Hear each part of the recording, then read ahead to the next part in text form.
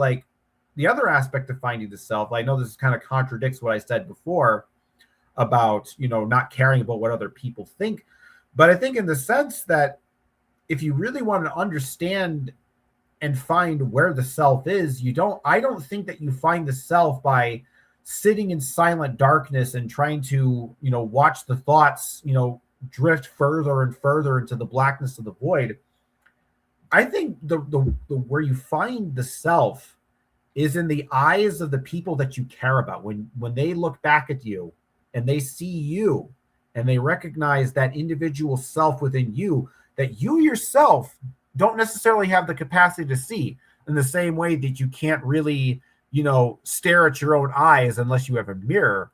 And so it's like, if you look at, in that kind of meditation way, or that like psychedelic way where you're sort of stripping away layers of yourself in isolation, you might come to the conclusion that, there definitely is no sense of self.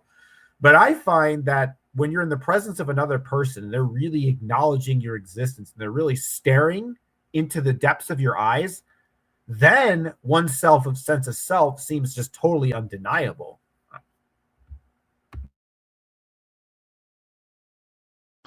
Yeah, that's really interesting. I personally feel like there's a couple of different things that happen there when somebody is seeing an individual. So let's say I'm being seen by someone and I have the feeling of being seen. Then I have more of a feeling of self-examination. Do I look all right? Am I going to show the right mood to this person that's appropriate to how I want to show it? And so that's like kind of a different self that's than the self of being. It's a self of awareness is kind of coming in and examining things and then analyzing things there somewhat, maybe at a subconscious level even.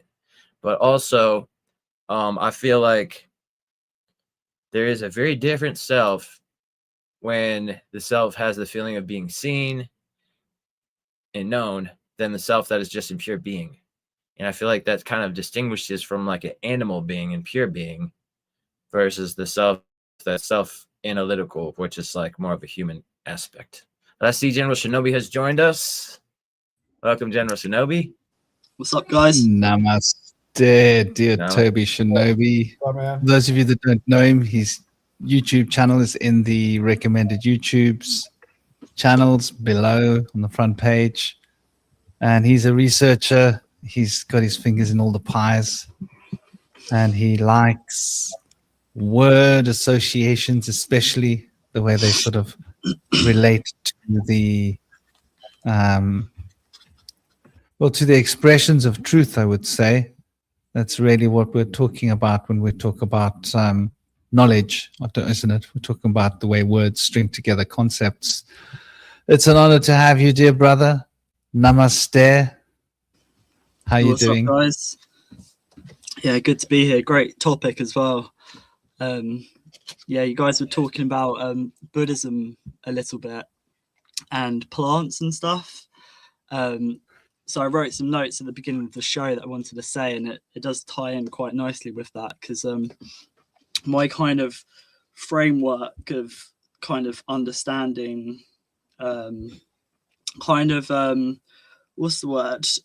Containing the chaos that's creation, the beautiful chaos of creation.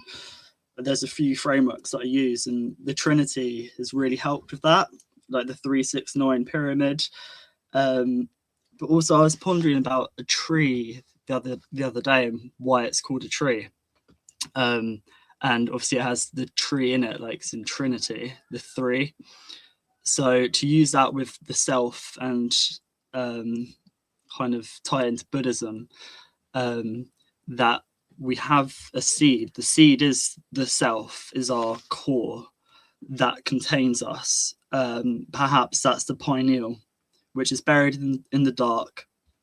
And that to grow, it needs memory, which is both Mem, water, the mother, and Ori, which is light, the father.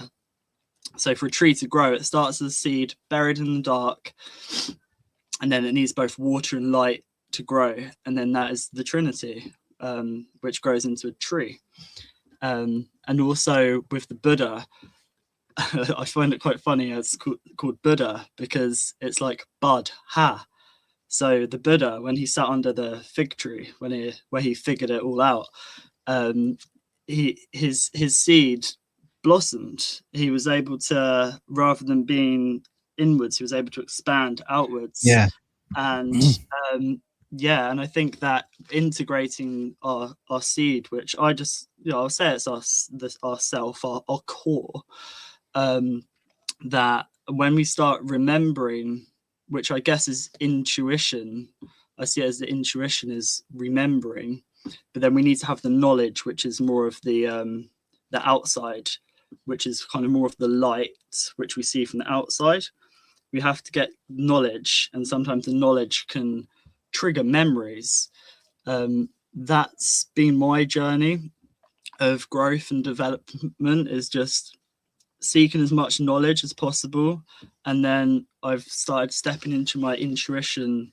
It took a couple of years, I think, of looking into like etymology, symbology, mythology, everything, and just taking little pieces from each of them, and just seeing what my myself, or my core, my seed, what made it grow.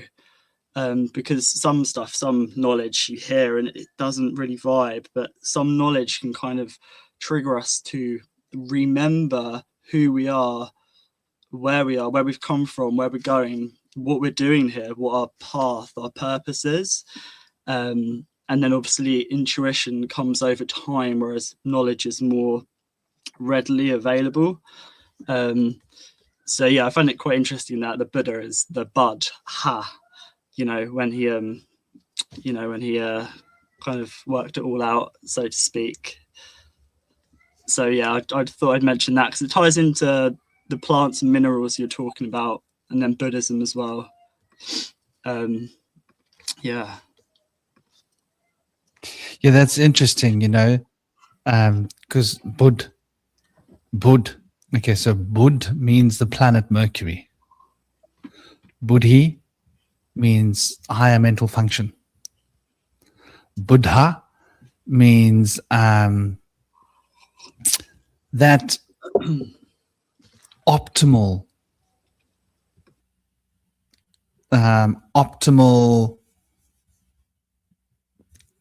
settings for the higher mind, right? So you got and relates to Mercury. So we're talking about alchemy, right? So and getting into the Buddhist story, I think it's interesting. Cosmic and I were having this big discussion in a esoteric group just yesterday. We were having a joyful disagreement. I have this chip on my shoulder a little bit. Actually, it's two chips, one chip on each shoulder. It's quite a big chip. It's like massive, right? It's like a boulder on each shoulder. And it's got to do, and I was pointing this out. So in the West, we've been presented an idea of Buddhism, right? And we think we know what we've been presented. And people don't realize that, imagine you got all the Buddhist countries together, right? And they all got to have a say on what Buddhism was. That would be democratic, right? And if we were to get all the Buddhist countries together and they all get to have a say on what Buddhism is, we would have a very, very different idea of what Buddhism is. And people don't realize this. So I put it out to them. I think there are about 450 million officially Buddhists in Buddhist countries. There's probably about 500,000 or close to 500,000, and I'm talking bona fide Buddhists. We're talking about India, Nepal, China, Tibet, Japan, Cambodia, Laos. What's that country next door to India on the top side? Guy at my shop's from there. They got Muslim and Buddhist people there. Nepal as well. Bhutan, I was thinking. Cambodia. Anyway, if you go and do your math and you look it up, you'll see that we're getting close to about 500 million people. Right. And when you realize that what we've been passed off on is a particular school of Tibetan Buddhism. Now, in Tibet, you have two versions of this Buddhism. You have the northern and the southern, right? And we've been given a slant of the more northern concepts of the Buddhism from Tibet. But what we don't realize is that the population of Tibetan Buddhists are less than 2% of the world's Buddhists. So what is the ratio of Christians? So how many Christians? How many Christians in the world? How many Christians are there in the world? So there's 2.6 billion Christians in the world. Okay. Now, how many Jehovah's Witnesses are there? Just to give you an idea of what I'm talking about, are there in the world? And I'm sure there must be everywhere, So they reckon there are about 9 million. So, okay, maybe 10 million. Okay, here we go. Annual memorial attendance, 21 million. Okay. So imagine the Jehovah's Witnesses got to tell the world what Christianity was. What kind of a weird idea of Christianity would we be dealing with? Would we have an accurate idea of what Christianity was, or would we have some crazy cult idea of Christianity? And especially since most Christians don't recognize Jehovah's Witnesses' ideologies about Christianity as being correct, right? So it's the same with Buddhism. The Tibetan Buddhism is less than 2% of Buddhists, but most Buddhists disagree with the Tibetans emphatically. However, most of the other Buddhists tend to agree with each other more often than not. So you don't have all these factions that disagree with each other. You have all these factions that mostly agree with each other, but generally disagree with one group, which is an extreme minority who has hijacked the narrative of Buddhism in the world. This is the two boulders on my shoulder when it comes to Buddhism. And so we've got this idea about Buddhism. For example, Cosmic was talking about reductionism. And I just want to address this. So for those that don't know, Buddha was a Hindu, right? And he was practicing Vedic yoga. Okay, so this is quite important to understand. So he was practicing Vedic knowledge and Vedic law. So what we call Buddhism is a rebrand of Vedic knowledge.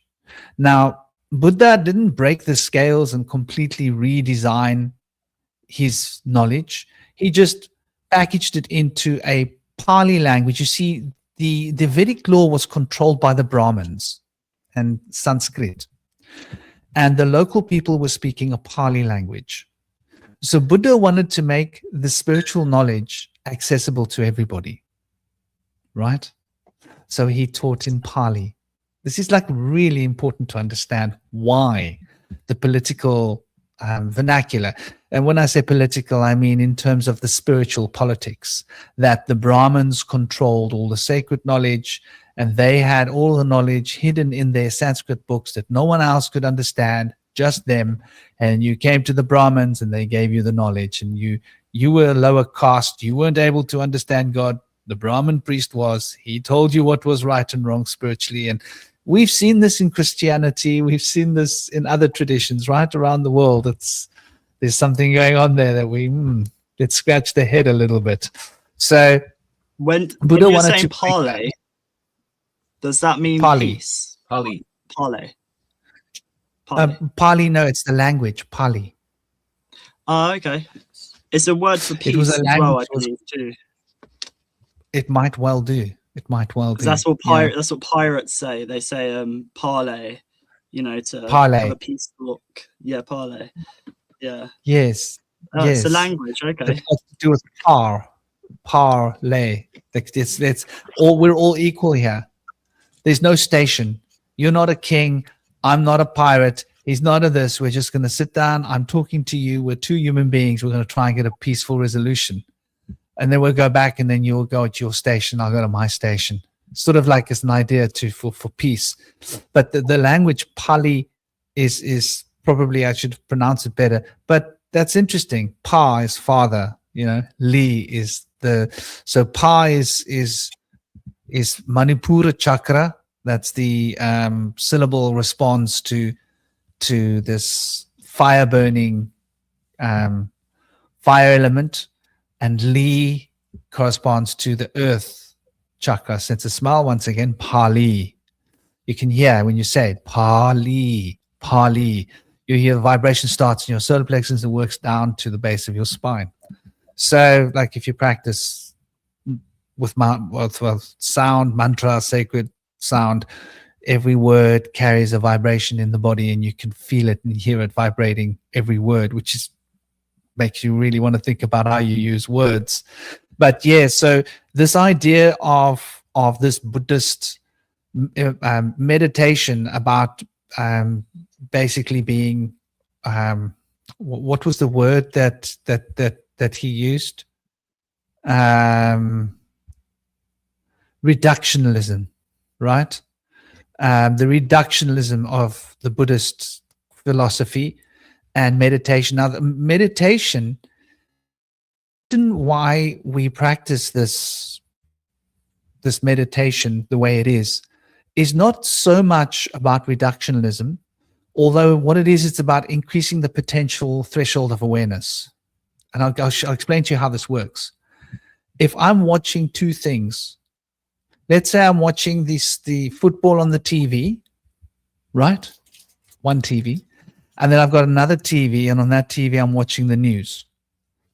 I'm only going to have so much awareness to keep track of the news and so much awareness to keep track of the TV. If I add a third TV on and I put on like a soapy in the corner, I'm now watching my soapy, I'm watching the news, and I'm watching the football, it gets more difficult. When I then add a fifth one where I've got Cirque du Soleil on another TV, sooner or later I'm going to miss the goals being scored in the football, and I'm going to get back to the news and say, what did he just say? Did he say what I thought he said? It becomes harder to become aware of what's happening. Now, our brains, we've got so much crap going on in our brains all the time, right?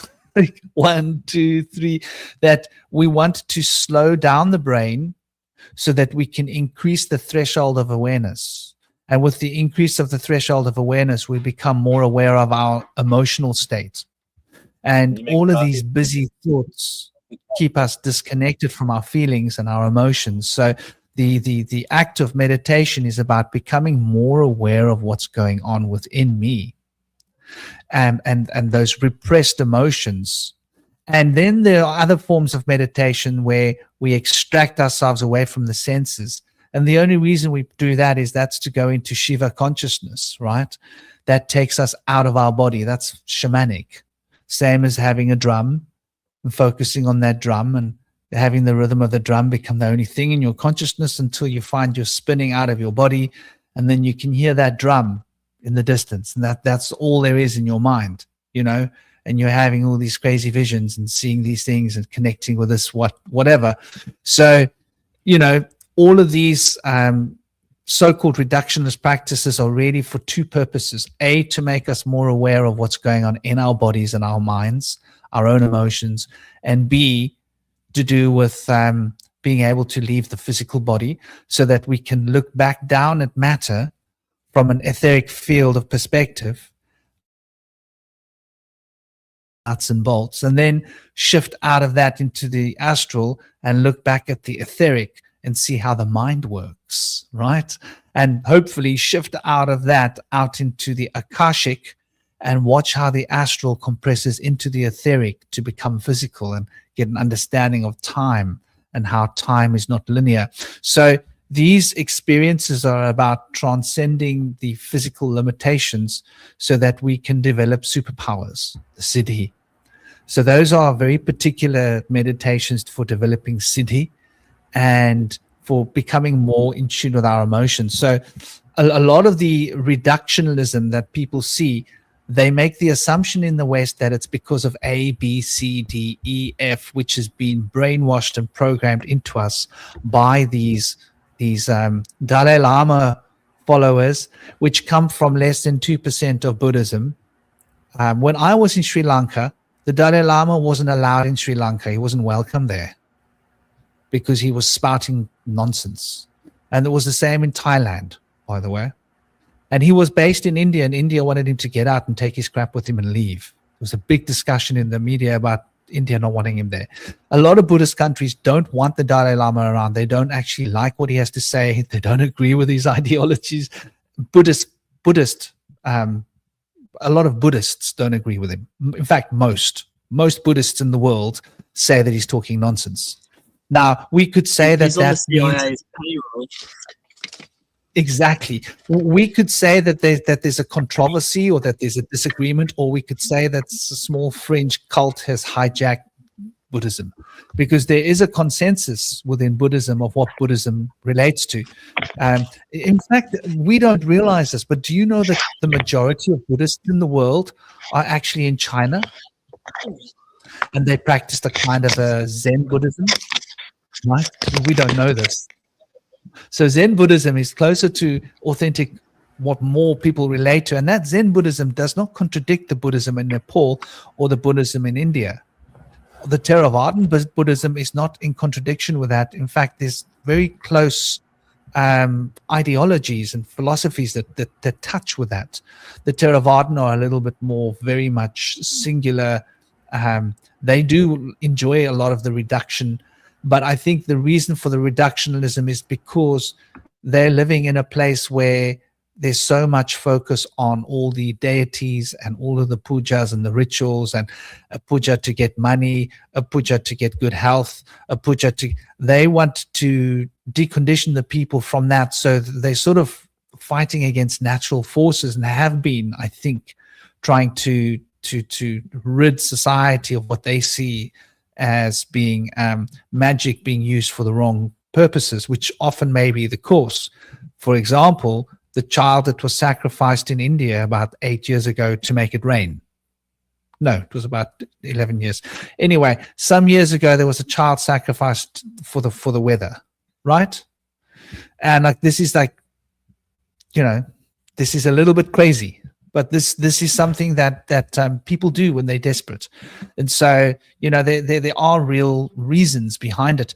But so I just wanted to share that with people. People don't realize what a minority this form of Buddhism that we think that we're talking. When we talk about Buddhism, we're not talking about Buddhism. We're talking about a fringe cult within Buddhism that is basically disputed by almost all Buddhists on earth, that it has its own fringe cult ideologies, and we talk about that as if it's Buddhism. But it would be the same as talking about, you know, some cult of people in some church, somebody locking themselves away, or being Jesuits or whatever, where they don't really speak for what Christianity is, because Christians have their own philosophy and their own ideologies. Most Christians pretty much agree on most things, right? Just like most Buddhists agree on most things. But certain cult Buddhists, certain Christian cults, most of the Christians, they just don't agree with them. And in Buddhism, this little cult is the one who has hijacked all of the editorial press and media attention in the world. And so we think we're talking about Buddhism when we're talking about the nonsense that this guy spouts. And he was caught with his tongue in a child's mouth, right? Yeah? I would have knocked him out. Catch him with his tongue in my boy's mouth. I'd knock him out. I guess, to be fair, you know, we do the same thing with Christianity too. We tend to look at the works most. But I think at the same time, even if you look at some of the most awful Christian cults, maybe like, I'm trying to think of like examples like the Westboro Baptist Church, David Koresh's things. Yes, those are, you know, deviations from Christianity, but they still have some of the, like, you can still look at those beliefs and get still a very broad and general sense of what the religion, right? There's Jesus, there's heaven and hell. And even, like, I guess the point I'm trying to make at, and this is actually an interesting point, is that thinking about the difference between Christianity and Buddhism, right? And the reason why Christianity is a very easy religion to kind of take apart and dissect, and Buddhism is not. Buddhism is a lot more difficult. And there's actually a really simple reason to that answer, because Christianity, it has a single authoritative text, the Bible. Now, you have a lot of different sects who have a lot of different interpretations of the Bible, but there is a one singular Bible that pretty much all people agree on in the Christian community. They may have different interpretations of what that Bible means, but they all agree that the Bible is more or less the written word of God. Buddhism, I know it has its texts, you got your Pali canons, you got the Hindu Bhagavad Gita, et cetera, but it's not as central and authoritative. It's not like, oh my God, this book is the final book, you can't question it, it's the written book of law.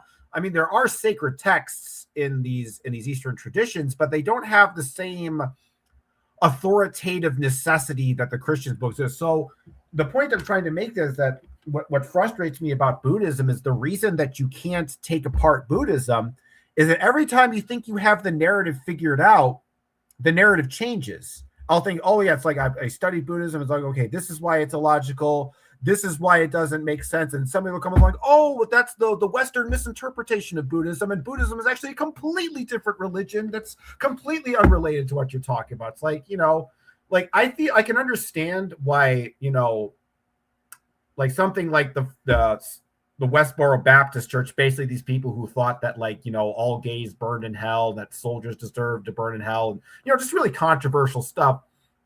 It's like, that difference between that and mainstream Christianity, but it's not like, I don't think I can see how you can see how that maybe Theravada Buddhism is different Buddhism in that sense, but I don't think it's so different that it's like Judaism and Rastafarianism, for example, like they're that distinctly apart, like two completely different religions. Obviously, there's going to be overlap with a bullshit religion, even if something is, bullshit and a misinterpretation, there's going to be some overlap with the original. Otherwise, it's not going to be. So when I talk about Buddhism, because I understand there's different schools of thought, I just kind of look at all the different sort of thought processes and the philosophies and just kind of come up with a general consensus or an average. I'm not really, I guess because my whole project is about basically trying to find the sort of the edge limits of these belief systems to sort of step outside of their perceptual universes.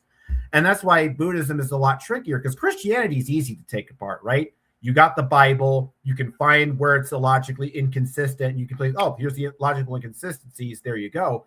Buddhism is more amorphous. It's like a fluidic, shape-shifting thing that can turn into whatever it needs to at any sort of moment. So it's a lot more difficult and a lot more elusive in that regard. So what I would say, even, and I guess the other thing that we have to talk about when it comes to all kinds of belief systems, and I guess this doesn't apply to just to Buddhism, but Christianity as well, is that there is the text, the canonical text, and the sort of the egregore that's formed around it. So let's take the Christian idea of hell, for example, right? So when it comes to hell, it's not written in the Bible, right?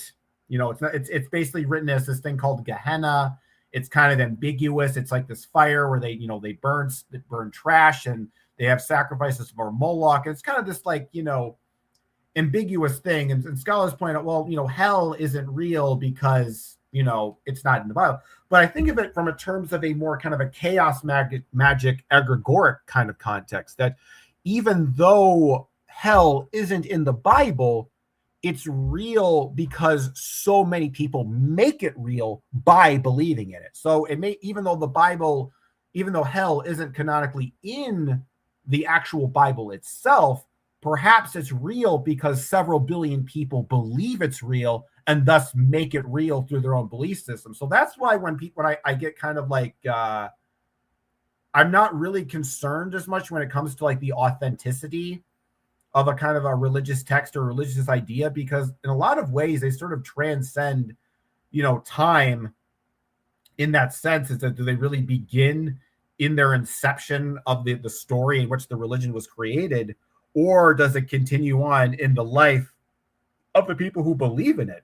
And I feel like either of those, both of these things I talked about, both of these examples of sort of the book, the sort of the canonical stated book and the egregore that's created around it, both seem from a phenomenological perspective equally real from an experiential standpoint. So I try to look at it from that particular perspective. So to me, when it comes to a lot of these belief systems, whether or not it's, you know, part of the original canon isn't relevant if everybody who is believing it is making it real regardless. And that's an interesting conversation, I think, in terms of the occult, is the idea of like, you know, does something start with its initial text? Like, is that where the truth of the belief system actually is, or is the truth found in the sort of the lifespan that comes from it, like the people who believe in it, what they take out of it, how they experience in it, and why is it that people who experience the interpretation, because even if the interpretation is wrong, they've essentially created a new interpretation, a new dream world that they experience. And in a sense, it's like you can see both of these things as being equally real. I don't know what you guys think.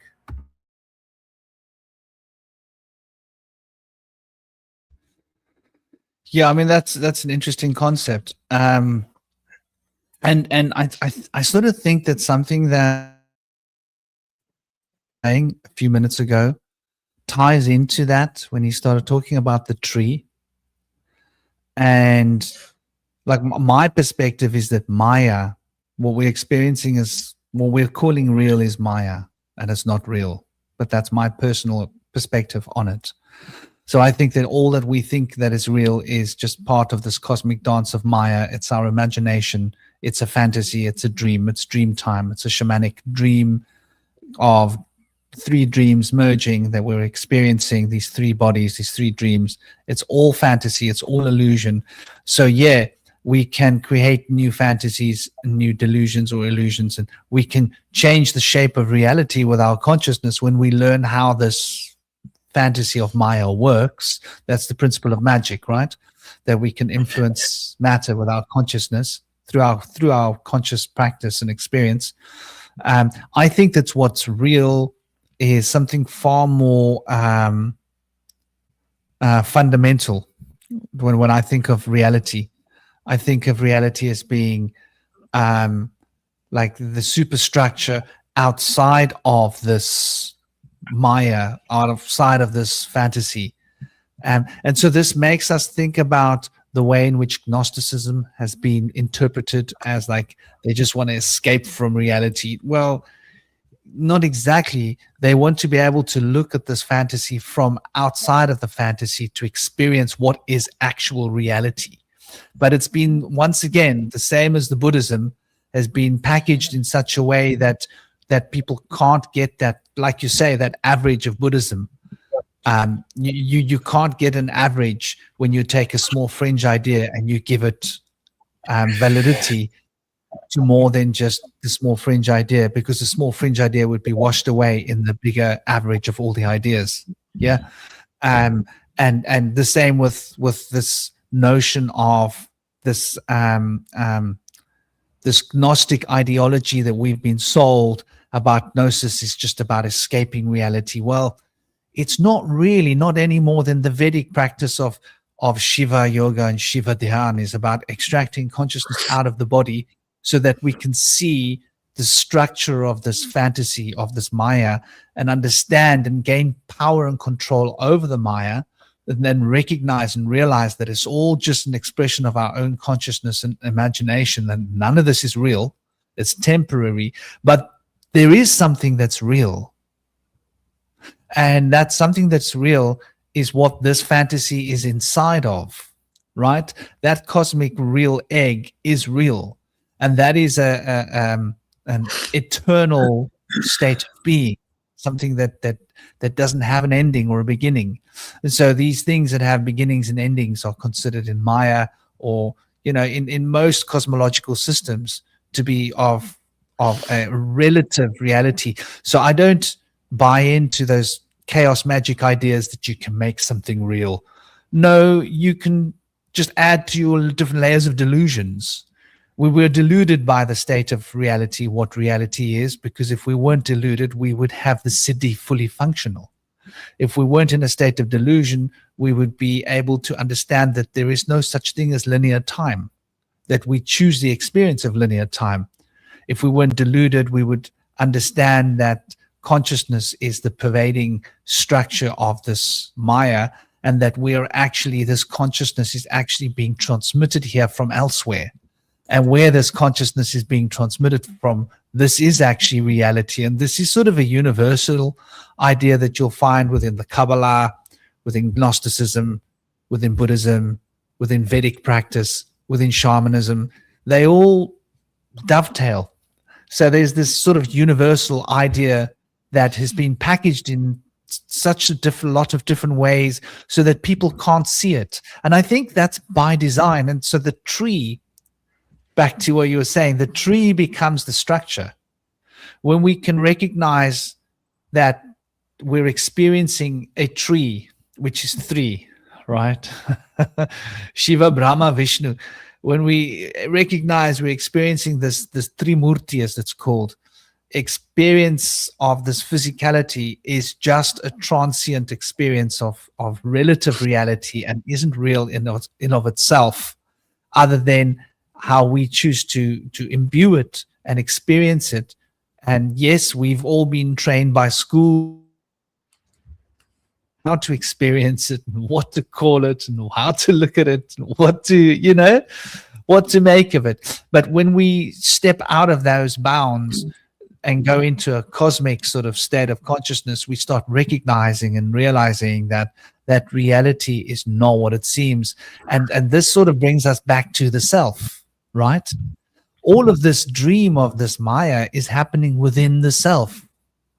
And I think that tree is the metaphor for the self. I don't know. What do you guys think of this as a concept? Yeah, I'm going to bounce in a second, so I'll say a few words before I leave. I might be back on a bit later, but probably not. So yeah, just on Gnosticism and the firmament, which is obviously firm, and ment is mind. So it's just solid mind. So the firmament, the shell, the outside of the womb, or however you want to perceive it, is just a state of mind. Obviously, when we're dreaming, we go beyond the firmament to the astral and beyond.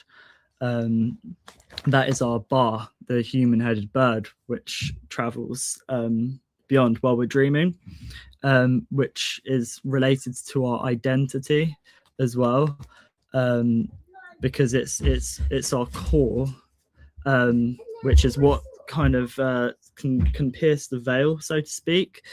And also with the word mind, like in Hermeticism, you have the all is mind, and that we play around with that word mind. When you're minding something, you're kind of looking after it. So we're just here in this mind, kind of visiting this place, and our body is just avatars for a higher self, which is beyond this realm, wherever that is. So that's kind of like what's the word? That when we dream, we can go beyond the firmament, the solid mind, by expanding our minds, because we can daydream, we can dream while we're awake.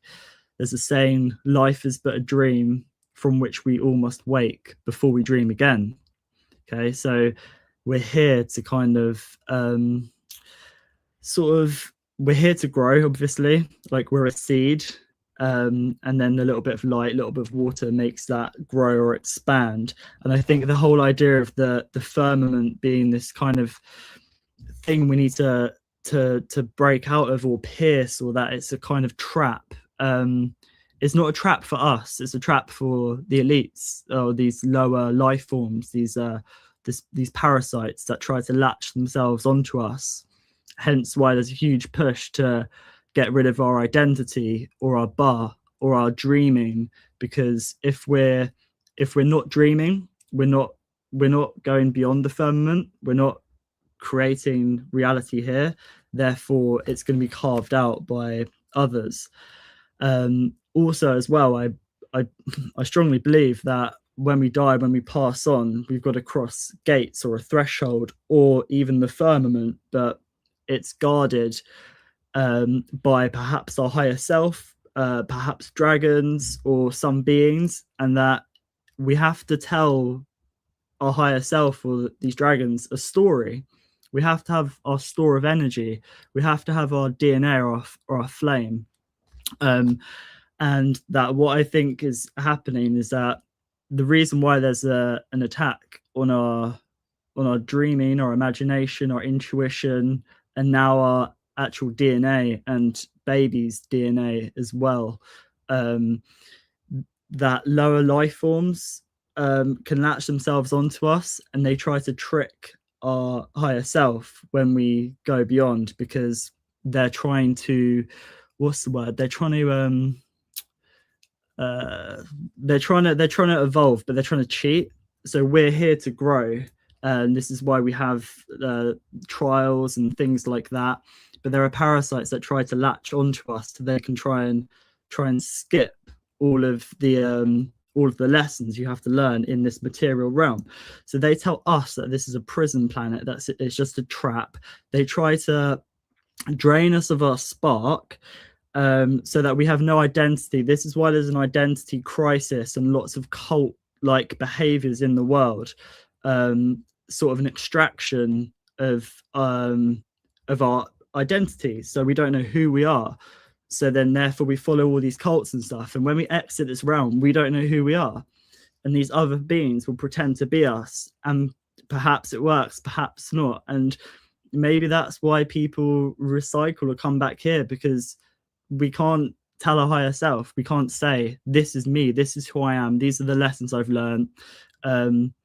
Letting go of the fear, which is false evidence appearing real, and just being just fully aware, which is awe and airness. The awe is the heart, is the movement, is the emotion, and the airness is the mind.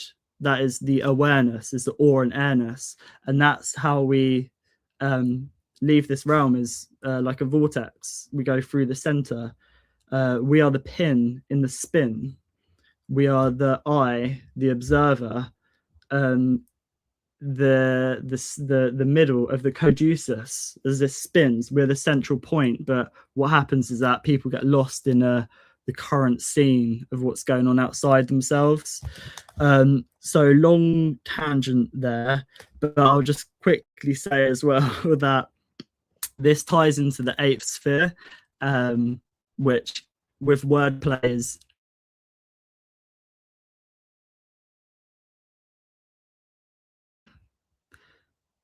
I'm not sure if I went then, but I was just mentioning the eighth sphere, which is eight Sophia, which is a depletion of our wisdom, and then that means that obviously lower life forms, because at the minute we're kind of in a crossroads of humanity. We're evolving, but lower beings also are coming up to the surface.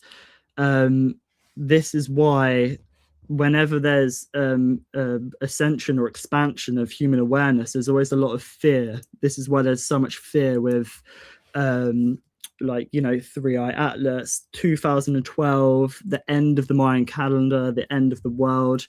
That was a huge expansion shift, as was the year 2000, 2001, as was 2020 and 2021. So I'll wrap this up, that Gnosticism, yes, has a bad rap. The firmament is just it's just our perception, is our mind, and that where we are now is a womb, and it's a place to grow. It's not a tomb, it's a field. It's not an atom, it's a field.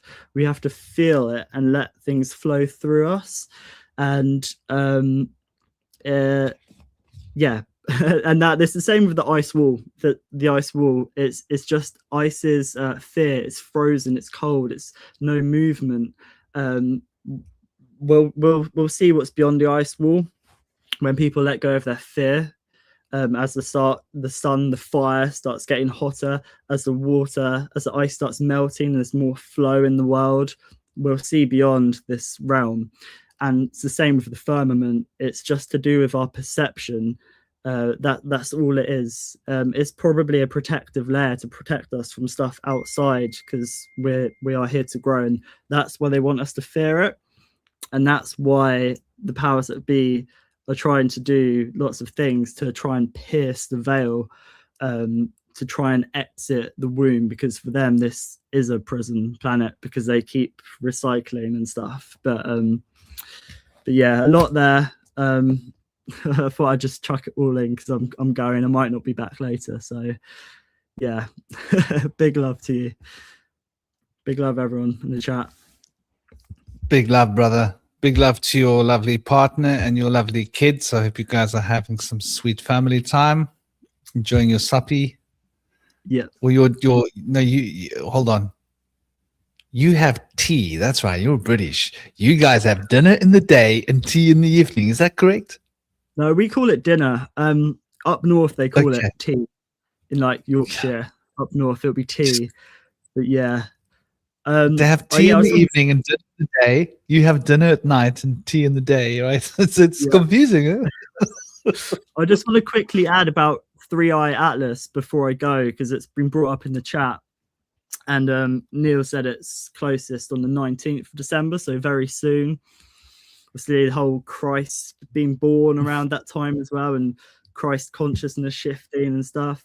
That 3i Atlas sounds like third eye at last. And we're talking about the self and the central eye observer of the Trinity. And that with this third eye at last, I mean, perhaps there's going to be a big shift. There's a huge shift at the moment that I've kind of seen. And whenever there's a shift, there's always fear. So right now in the UK, there's hospitals overrun with a flu. It's absolute nonsense. That's not true. And there's just lots of stuff happening, which is making people fearful of the world as we're expanding. They try to kind of our spirit as we're expanding. So 3i Atlas, third eye at last. I think, because we're told it's an alien invasion and there's all of this stuff with it as well. Yeah, I think there's big shifts at the moment, especially with the numerology of us going from a number 9 year, a snake next year, to a fire horse. But in February, there's lots of Aries energy, a lot of probably going to be talk of war and stuff as we start expanding our minds even more. They can try and start pushing that on us, but you know, our expansion can't be stopped. So yeah, big love everyone, peace out, much love. Big love, brother. Thank you for sharing. Hope you're enjoying your day. And I suppose it's probably a good thing to stop on. What do you say, Indian Cosmic asked that question about the 3i Atlas. Well, what are your guys' perspectives on all of this? I actually really don't know a whole lot about this 3i Atlas, other than it's like some object in space that seems like it's moving in a way that wouldn't be just a regular space. I actually don't really know. That's why I'm like asking you guys. I feel like it's one of the other ones, like Numa Numa, that came through. And I feel like we should expect a bigger one to come, or a whole like fleet of these things to begin to arrive. Whatever is going on in our solar system and adjacent celestial bodies, there's something going on where things are penetrating through the Oort cloud. So they seem to be going pretty quick. I don't know what their trajectory is from, if they have a common trajectory, or if there's like, if things are coming from potential like exoplanets, then we definitely are looking at the potential of some kind of alien involvement. But if it's from a cosmic event, probably just the result of like hurtling rocks that are just probably going to become somewhat of a danger to us at some point if it continues on, because we see that this one went near Mars, and that's pretty close to us. So I don't know. We have to also consider the Black Knight satellite that has a polar orbit here, and that is very anomalous to us as well, and of a similar uh, composition potentially. So things to look into. You know, we have to keep it up in mind, and a craft at the very least. They're going to be carrying with them potentially like what are considered to be extremophiles, type of bacteria that can withstand high heats from penetrating various atmospheres or going near various stars or the sun. Potentially, they could survive that, and they could carry with them life that would then spawn on wherever they land if they were to impact somewhere.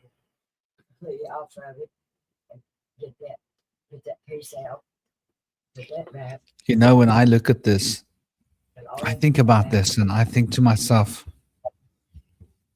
you know, these guys who wear the black robes and they carry their black wands, and they were like, we will control them all. We will tell them what to think. They will own nothing, and they will be happy. We will own everything. We will be in control. I think those guys, I think you know exactly who I'm talking about. There's not many of them, less than 1%. And the true rulers of mankind, shall we say. I think these people are very versed in the occult, very versed in the geometry of the heavens, in the symbolism, in how our consciousness is affected. Now, one could say that, oh, wow, it's a coincidence that all these changes in Earth are happening, and here comes this comet, 3I Atlas. Okay, maybe. Or one could say that they've been planning these changes for a long time, and they thought that the right time to unveil the next step of the changes for humanity is when this comet arrives. Why? Because they can use it. So I look at this and I go, I find it interesting that we're facing digital ID. It's a global phenomenon. They are taking away our freedom for us to be who we will be, right? They're taking away our freedom for us to trade, for us to be able to choose. They want to choose for us. They want to be able to watch our choices and control our choices. So this digital ID is really quite an important step in the control mechanisms for humanity, so that they can get us all locked into this digital system and take total control. So when I think of this Atlas, so what's the story of Atlas? Atlas was condemned by Zeus to hold up the world, right? This is the story of Atlas. Because Atlas stood with the Titans, and they stood against the gods in that great war, right? And when the Titans were defeated, it fell to Atlas as a punishment to hold the world in place, to hold the world up. I find that interesting. So if this world is a Maya and it's a mental construct, are we talking about the metaphor of this way of life, our ideology, our belief system? Is Atlas there to keep our minds held in place so that we are disconnected from the earth, to hold us up away from the earth so that we're up in the cerebral mush and unable to feel the life of the earth and be connected to the earth and recognize that the earth is a living expression of consciousness that we are living in and through, and that we are somehow fundamentally connected? So there's like a metaphor in the name. And of course, 3I, that's not lost on me, right? I is number 9. So we're looking at 3I, 3, 9. Yeah, A, B, C, D, E, F, G, H, I. It's the 9th letter. So when we look at that, I'm like, 3, 9. Interesting. Where's the 6? Why did they take the 6 out? Well, 6 represents the harmony between 3 and 9. So the 3 and the 9 is the beginning and the ending, the alpha and the omega, you could say. But where is that intersection between the 3 and the 9? Right? That's the 6. That's Venus. That's the harmony that keeps the dance flowing. It sort of represents stagnancy in a sense. Even though the 3 plus the 9 brings us back to 12, which is a 1 plus a 2, which brings us back to 3. And 3 is the number of the mystic tree. The tree is the thing that we all want to be. Until we can lose ourselves and find ourselves free, we'll just be endlessly like children climbing this tree. So don't even ask where that came from. But the idea that we're in this sort of rhythm of Atlas now, it's a diversion, I think. And I think that everything's been carefully orchestrated and planned. And while we're here looking at Atlas and everybody's having big discussions about Atlas and all the truthers are thinking Atlas is this big thing, tell me, did anybody notice the laws changing? You see, here's the thing. They don't just get to bring in digital IDs. That's not how this works. They tell us we're going to bring in digital IDs. Well, yes, you think you are, but are you aware that before you can bring in a digital ID, you have to change the law? And we have a say. We, the rest of us, we actually have a say in those laws. And if we are all talking about our local parliamentary leader or calling for that guy to lose his job because he wants to make a law that we don't like, then he can lose his job, right? Because public opinion is the story. So if everybody was actually really conscious of the fact of what's really going on here, is that we're being forced into this digital funnel, and it's by choice. It's not being done to us. We do have a say, but we're too busy looking at the stars and thinking, well, 3i Atlas is going to save us. Yeah, don't look at what's going on here, folks. Don't worry about us. Yeah, we're writing this new law. We're voting this law into being. Don't worry about us. Yeah. You don't need to know about that. Focus on that. That thing's going to save you.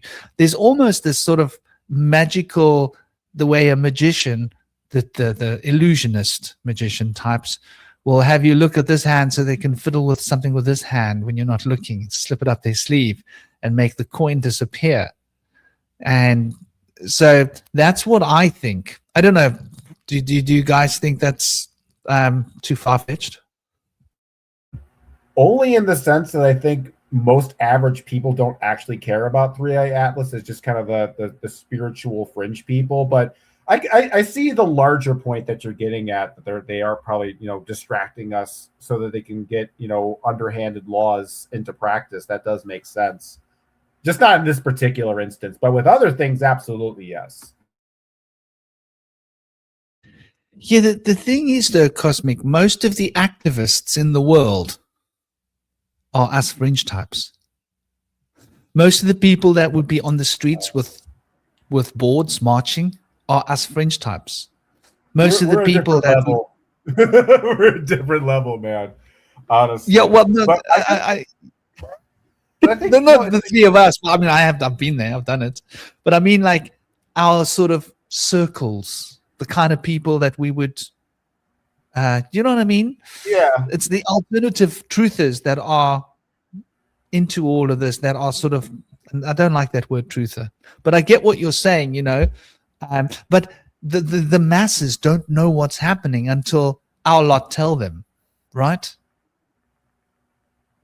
If that makes sense, because they just want to like make money, and then Occupy happens, right? And us alternative people, like, look at all those people with beards and dreadlocks. What are they up to? They're camping outside St. Paul's. That's ridiculous. Well, why are they camping there? Next thing, they're in the media. They're explaining about what's going on with the banks and its corruption. And suddenly people are like, oh, wow. These crazy hippies are right. They're right. There's something going on. And so the same story with the arm injection and COVID, right? But I take what you're saying, for 80% of the people, it doesn't really feature, does it? Nah, not really. I think they're probably fixated on something even more superficial is what I'm trying to get at. It might be more than 80%, and that's a sad reality. But it is what it is. What can we do? I mean, if that weren't the case, have you seen these Gen Z rappers? Have you seen these musicians that like what they sell? Like, who the hell buys this stuff? Like, it's quite disconcerting. And so how does that relate to the self? How do these narratives about 3i Atlas, about this ID, about these free will choices and the laws, how does that change us, like who we are as people? How's that for an interesting? Well, I think on some level, it's like you actually kind of like tied it back to what you were saying earlier. It's like all of these narratives you're talking about make us not think about ourselves. We start thinking about, the world around us and how helpless we are. And then we kind of forget our own capabilities, our own strengths, and our own ability to sort of navigate and come up with our own perspectives. Like that's one of the things that's kind of been a difficult thing in the practice that I'm doing, is that I've kind of realized that the philosophical conclusions that I've come to are not really shared by a lot of the people in the metaphysical community. I think you guys, more or less know what I'm talking about here, but it can be sometimes intimidating when it's like you have this new idea that you're bringing off, and the old, guard kind of has its own, like, years of tradition and all its books and all of its stuff, and you're kind of feel like, like a David and Goliath kind of situation, so to speak. So I think in a lot of ways, I think when it comes to understanding the self, that there's a lot of bullies out there that want to kind of subsume you into their cult. And, you got to really learn to just like stand up for yourself and, go with something, even though, because I think one of the things for years for me growing up and just going through life is I always tried to, when it comes to ideas, I never felt confident that, just believing in something in myself. I always wanted to, verify it with other people because I want to be objective. I don't want to be the kind of person that, delusionally believes in something that's total nonsense. I want something that totally resonates with people in it. But I think because of that, I think it's almost like I was too open-minded, and that allowed people to take advantage of me. And then you start getting suckered into their point of view, and you start, agreeing with the stuff they're doing. And then at a certain point, you're, a couple years down the line with some person, you realize like, wait a minute, I don't agree with this shit. This doesn't make sense. Why did I sign up for this stuff? And a lot of the reason we go is because we doubt ourselves. We don't believe in what we're, fighting for, what we stand for, what we believe in. And so we say, oh, well, I'm going to believe in, what this other person says because they have more authority than I do. And then you kind of do a disservice to your own self. I thought about like, as a man, growing up in a male culture, and there'll be other men who will tell you, it's like, oh, if you want to be a man, you got to do this thing and you got to do X thing. And I was always kind of bothered by that, but I never really understood why it actually bothered me. And I feel like the reason it bothered me because it was like, it feels like a form of submission, right? Where it's like, you're basically conforming to another man's conception of what it means to be a man, rather than what you personally believe being a man represents. Like, for example, like I don't know, you guys don't really drink alcohol, so maybe this won't relate to you, but maybe you've done this at some point where you're at a bar and you decide, oh, I'm gonna get like a fruity cocktail, like a pina colada or something, and there'll be some guy who's like, real men don't drink sugary, girly drinks. No, they drink whiskey on the rocks. That's what a real man does. And then you realize at that point, it's like he is trying to get you to conform to his conception of masculinity rather than your own form of masculinity. And I say that as an example because I think when it comes to our sense of self and our beliefs, it's often like that. We often feel like we have to conform to other people's beliefs and their ideas because we feel like, either we're not good enough, we're not, properly informed on the issue, we don't have the proper training, the skills, the knowledge, et cetera, et cetera.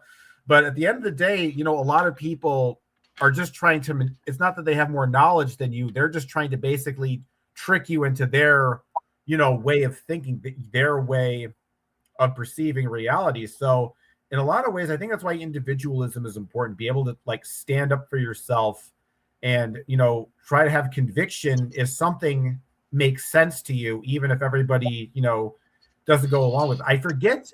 I always forget the name of who did this particular psychological study in conformity, but I'm sure you guys are familiar with it. It's that study where they take the person and they get into like a classroom or a setting or whatever, and they're presented with 4 different lines on a sheet of paper. And the idea is you're supposed to guess like which is the longest line and which is the shortest line. Now, the way this experiment works is that you have one actual participant in the study, and then you have a bunch of actors. And the idea is all the actors will deliberately pick the incorrect answer. And the study is to see whether the person goes along with the group, and it's very obvious that the answer is like pretty much wrong. But in that sense of like, you may see, oh, this is clearly the shortest line, but everyone is picking the different option. But then you feel like, well, if everybody's picking this option, maybe there's something wrong with my judgment. Maybe there's something wrong with my perceptual understanding. And I don't want to look stupid in front of the group. So I go along with it. And I think that's another aspect of understanding the self is group dynamics, is that oftentimes I think one of the blessings of being a kind of a social outcast and an introvert, such as myself, is that you're able to kind of form your own opinions and your own perceptions on reality, whether it be through philosophy, religion, politics, art, you name it, just pretty much anything. Whereas if you're a kind of a social person and you spend a lot of your time hanging out in a particular group of friends, your personality is going to be dictated by that group dynamic. So whatever the group finds popular, you feel like you got to go along with the group and go along with what they're saying because you want to stay with your friends. You want to be part of that social circle. You don't want to be by yourself and cast out into the abyss. So you just go along with it. And in that process of being caught up in these group dynamics, you're just, meshing with these different groups, but you're never really getting to understand who you are as an individual. And I think the way you can tell someone's an individual is that they seem to have a healthy mixing of different perspectives. Like with somebody who doesn't really have their own thought, they'll basically like, let's say they're like maybe left leaning or right leaning. If someone doesn't really have a lot of independent thought, they'll be like all the left wing talking points, or they'll believe in all the right wing talking points. But really, truly conscious people who figure themselves out usually have a little bit of a mix of left and right. There's some things they're left wing about. There's some things they're right wing about. And they basically, it's like, oh, I'm going to take these values and based on what I think is right, I'm going to pick and choose and determine which values are the best from both of these systems, as opposed to being the kind of person saying that you got to take one system wholesale or the other system wholesale, and you can't mix and match in between. So you feel like, oh, I got to be all on this side or I got to be all on that side. And I think the other aspect, you guys talk about like deception and so on and so forth, but you got to think about it like at a deeper level. It's not just deception in the sense of like, we're the evil overlords and you're under control. It's a two-way process. So it's like a dialectical kind of synthesis. So it's like you have two sort of different forces. You have one side and the other side kind of working together in tandem. I think in Soviet Russia, they called this controlled opposition. So their idea was, they live in this oppressive, communist society. So, but then and obviously from a perspective that people are eventually going to rebel, rise up, and take over. So what do? Well, instead of basically, fighting back against any potential, uprising or counterinsurgency, they themselves become the opposition. They co-opt the opposition, so they're playing the role of, oppressor and oppressed at the same time, kind of like, because I think when it comes to life, and the reason we get stuck with a lot of decisions is that we often have a truth being a vital truth being held hostage by a lie. And that's why it's difficult to get rid of lies and get rid of false beliefs, is because they're like, it's like they infect the truths in our lives. They infect the aspects of ourselves we find, like you think about like a religion, for example, right? So maybe there's like a truth in that, like maybe Christianity, for example, that, you should, have love for people. You should have, respect for one another. But then maybe there's another belief that's like, oh, but gays deserve to burn in hell or something like that, right? And you say, oh, this belief, this terrible, this is like messed up. But I feel that if I give up the gays burning in hell belief, I am in a sense also giving up that, love and kindness is the way belief. And because I don't want to get rid of that love and kindness belief, I have to put up with this terrible lie because I want to keep this truth. So I think the importance of distinction is being able to kind of, with precision, surgically remove these kind of like believing inconsistencies. Like, okay, I can respect this part and get rid of this part. That's bullshit. But a lot of people are told they can't really think. A lot of people, like average people, don't think that way. They just think, oh, there's one singular truth, and here's one belief system, here's one philosophy, here's one political school of thought, and you just got to swallow the whole thing whole. And you can't take smaller bites. You can't, take the lettuce off of the sandwich or take the meat off of the sandwich. You got to eat the entire sandwich. And nobody told people that you can pick off the ingredients of said sandwich and not eat the entire thing. I know I went off on a lot of tangents, but yeah, I think that's important.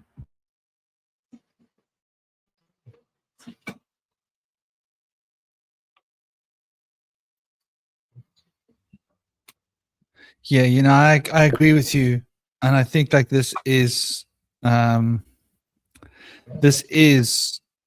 big problem, and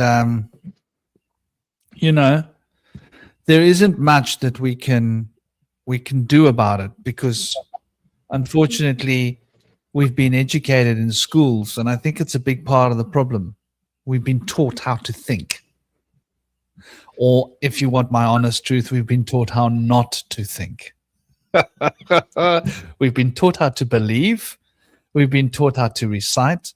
We've been taught how to follow, but we haven't been taught how to think. And so it's a luxury. Indy? Yeah, that's sad how our imagination has been trampled upon like that through indoctrination. But, we obviously do have those people that continue and are able to maintain their imagination and to art and music and share it with all of humanity.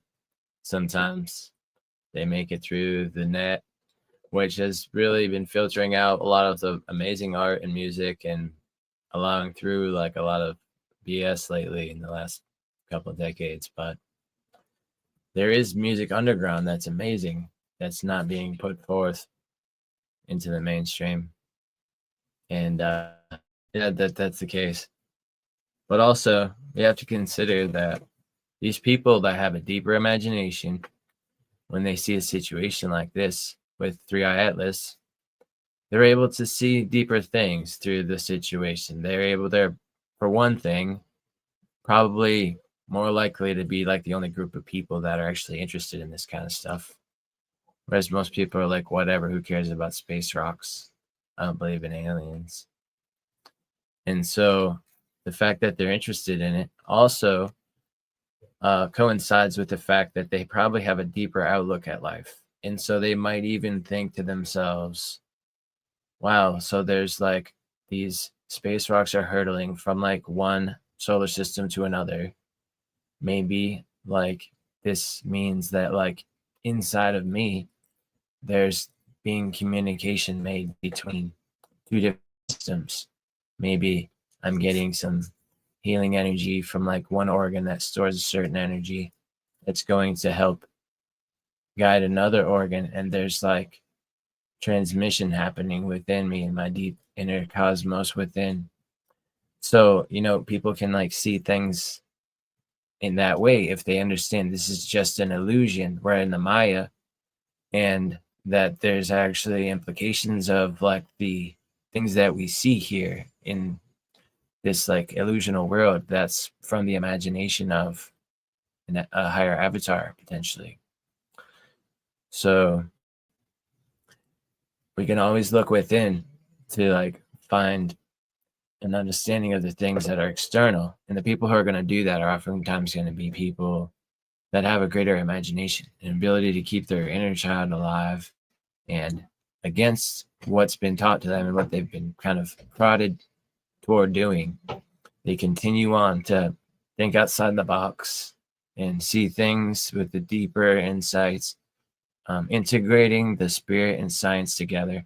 Because that's another thing. Other people that are really spiritual or religious may not even really care about things in the world.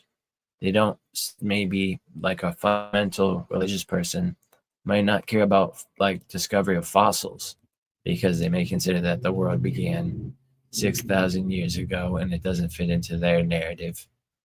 And so these fossils are just another way to join the evil deceiver in trying to find excuses to look beyond what was laid down in the word of their word of what's real.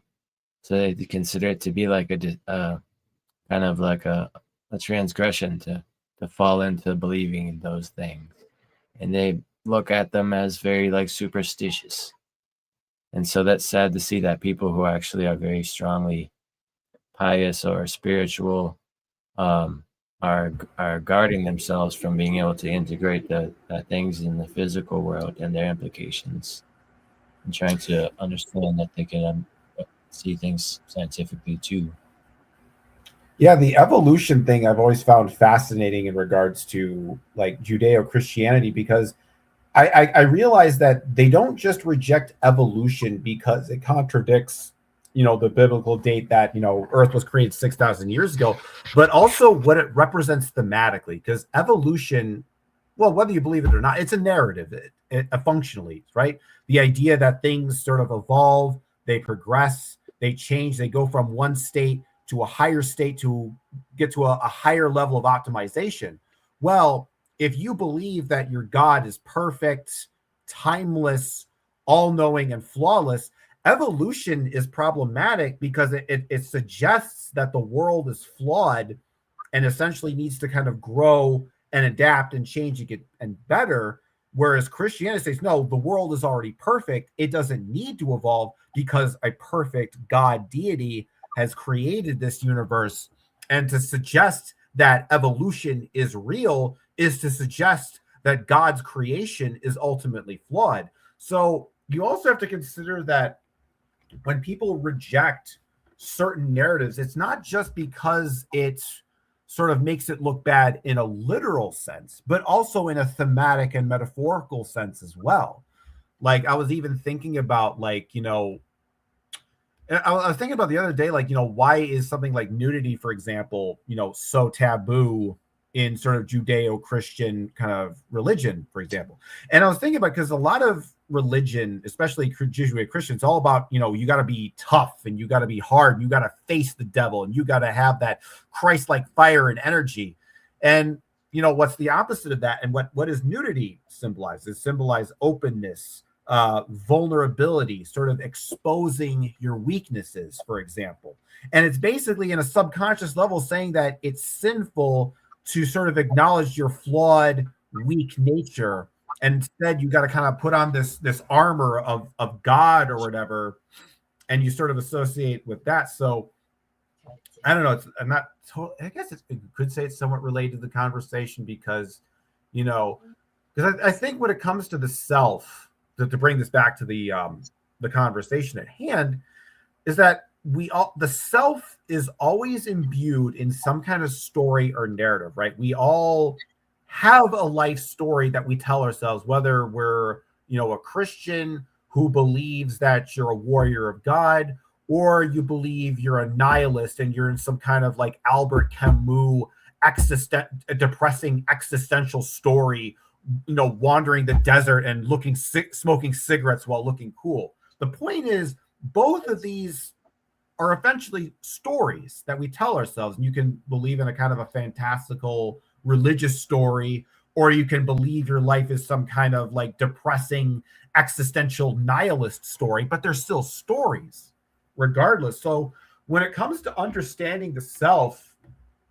I think one, we have to sort of understand the story of our own existence and our own lives, but also we have to recognize that in a sense that we all have our own stories about ourselves. We also see all the people are in our lives as characters in our story, right? But sometimes those characters, how we characterize people, is an accurate reflection of who they are. And oftentimes sometimes people will make caricatures of us, of who we are, and it becomes problematic because we start to believe in the caricature that they made for us.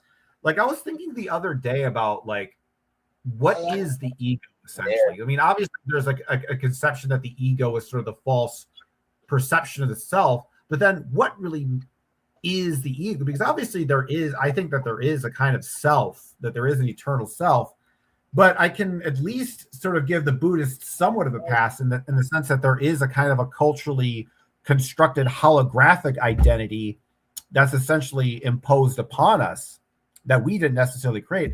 So I say the ego is the part of ourselves that we had no voluntary control in creating. It's the narratives other people tell about us. It's the stories other people say about us that aren't necessarily true, but we believe in them because we don't have confidence in ourselves. And so we become characters in other people's stories, and they may not even be characters that are actually accurate reflections of what kind of characters we are in the grand universal story, because it's like you can see yourself as being part of the story of the universe, or you can be a character in someone else's dream. You know, what is it? Isn't there some line in like Alice in Wonderland where it's like Tweedledee and Tweedledum are sort of like on some limerick about how we're all like the imagination of some king, and if he wakes up, you know, we're all gonna disappear. Essentially, it's kind of like that. You know, you can choose to be in someone else's dream, or you can make your own dream. And I think when it comes to having your own life story, is akin to really navigating your own dream, your own story, as opposed to living in someone else's. Because I think in a lot of ways, I think this is one reason why relationships are so damaging when you have like a bad relationship with someone, is that you're spending time with somebody who is constantly creating their conception of who you are around you. That's why there's always that tension, that they have an idea that, you know, you're a jerk, you don't listen to me, you know, you're selfish, this and that. And over time, you start to believe in it, and you start to think, oh, maybe I really am this like terrible, you know, selfish person, and you start to feel guilty. And so I think that when it comes to understanding the self, you first have to get past the bull crap that other people have imposed upon you. Then when you get past the bull crap other people impose upon you, then you can actually get to the real meat of the matter. But until then, you have to kind of learn to see yourself as existing in your own respective narrative, as opposed to being a side character in someone else's narrative. You know, when you're, you know, a hero and you're just like a side extra in someone else's story. I think that's very beautiful what you're sharing here about the narratives. And it makes me think about my life in a big way. I noticed it when I was young, was when I moved. And then I noticed it again at times when like I shifted octave, right? But it became very crystallized and clear to me how this works when I started traveling. So like the late 90s. And so I traveled for 20 years, there-ish. And what that means is I would be like in this place now, and like, you know, I'd wait for a sign. Like, okay, there's a sign. Okay, go that way. Go that way.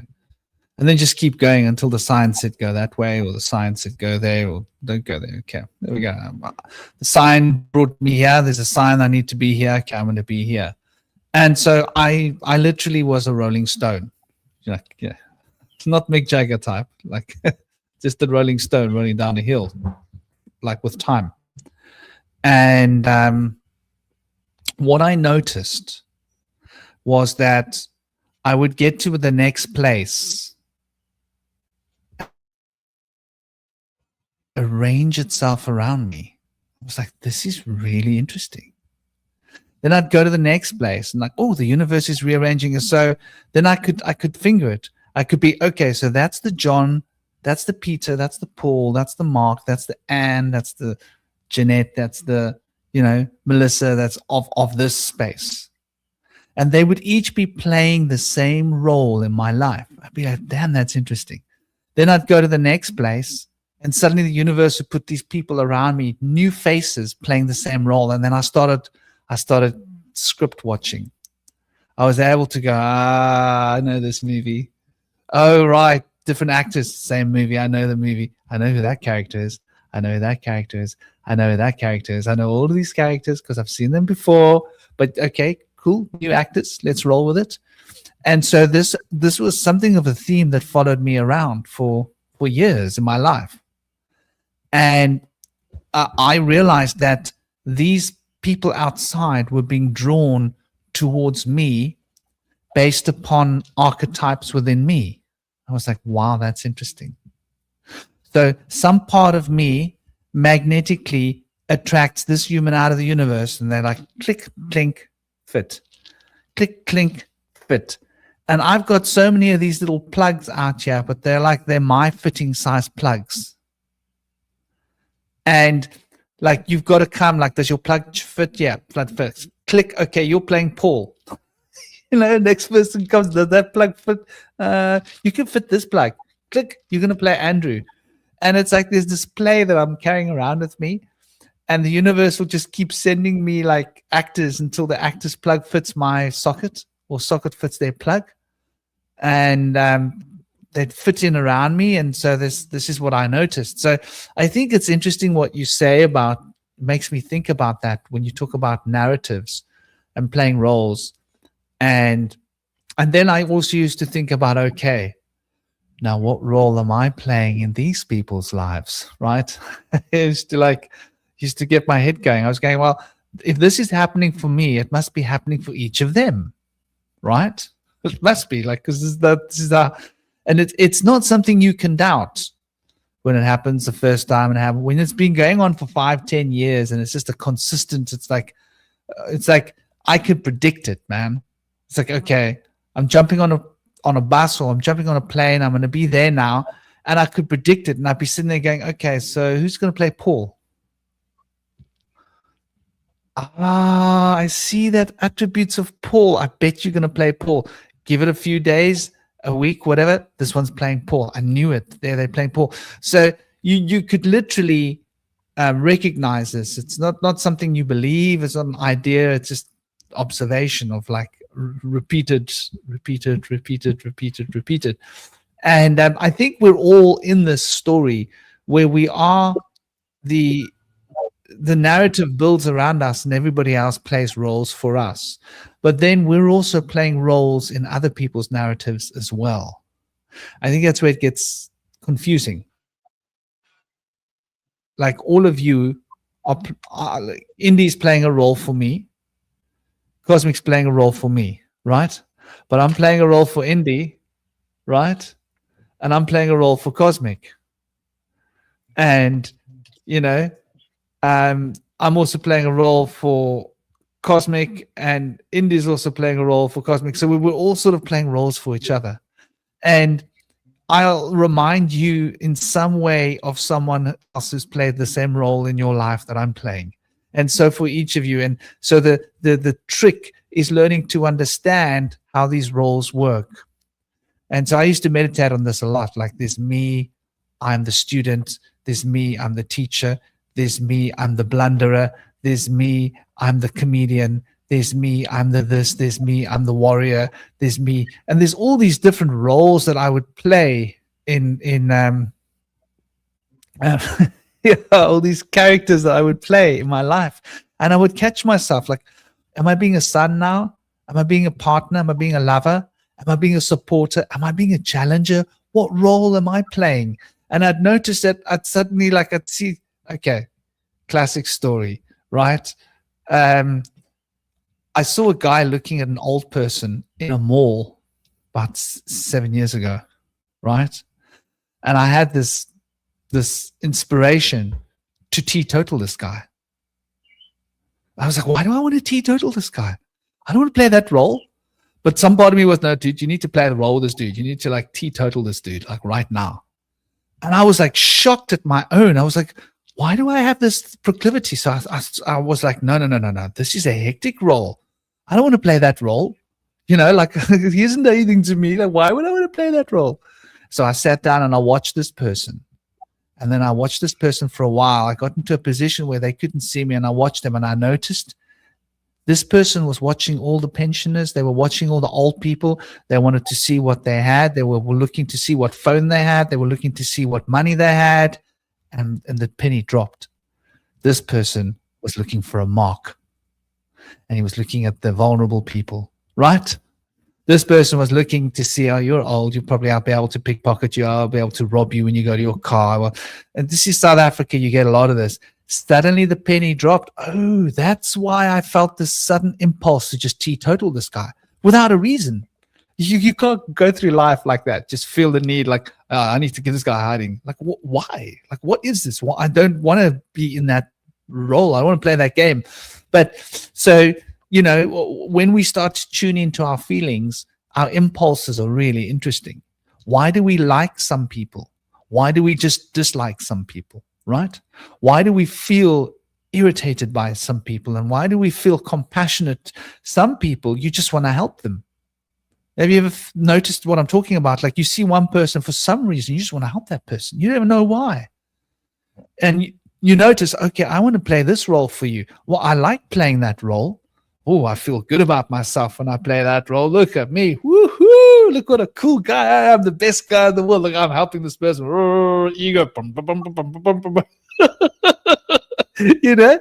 And you watch yourself and go, oh, what's this? I like that role. Why do I like that role? So I think we're continually being pulled in to play roles for other people, but the roles that we play in relation to other people affects the roles that other people will play in our world. Isn't that interesting? It's like a kind of a comic roulette.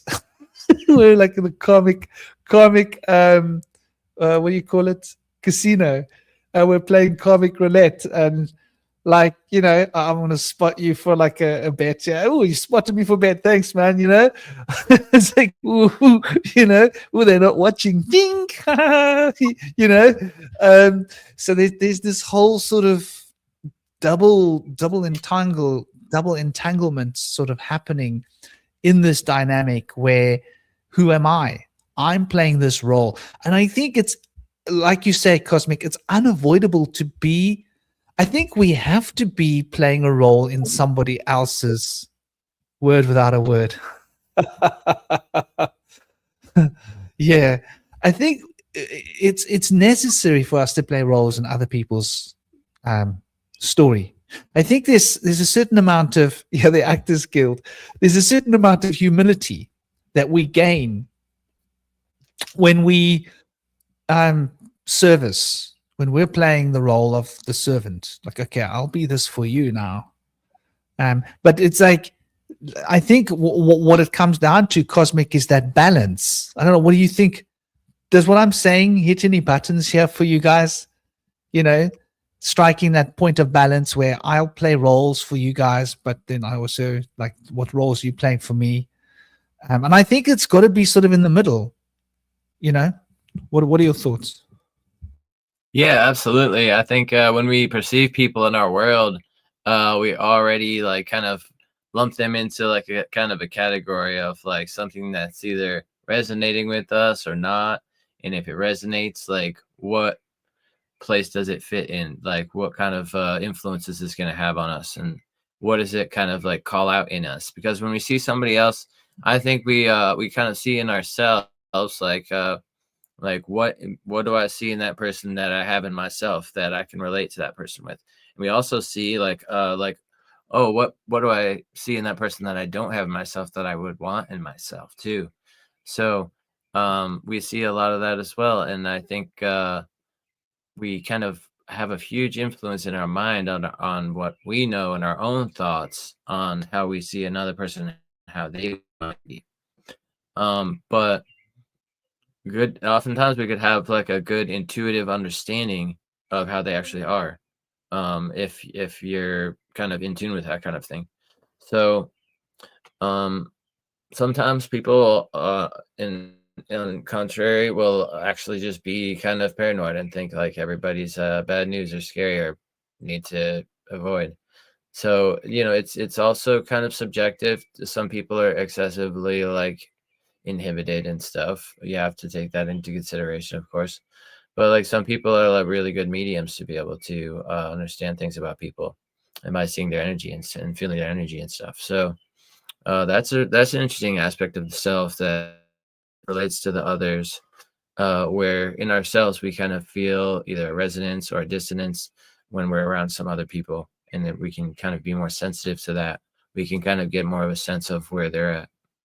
So other people might say that like the self is like an entire world or universe in itself, and it doesn't stop at the body. The self is the entire cosmic realm plus the world within the mind, and each person is their own really dynamic, unique world, that's like very expansive. And the people outside of us, of the environment we choose to be in, the people we choose to be around, is part of the self. It's not just the body that moves around, it's actually the environment in which the body moves into and shares its life and its energy with. That is a big part of the greater self.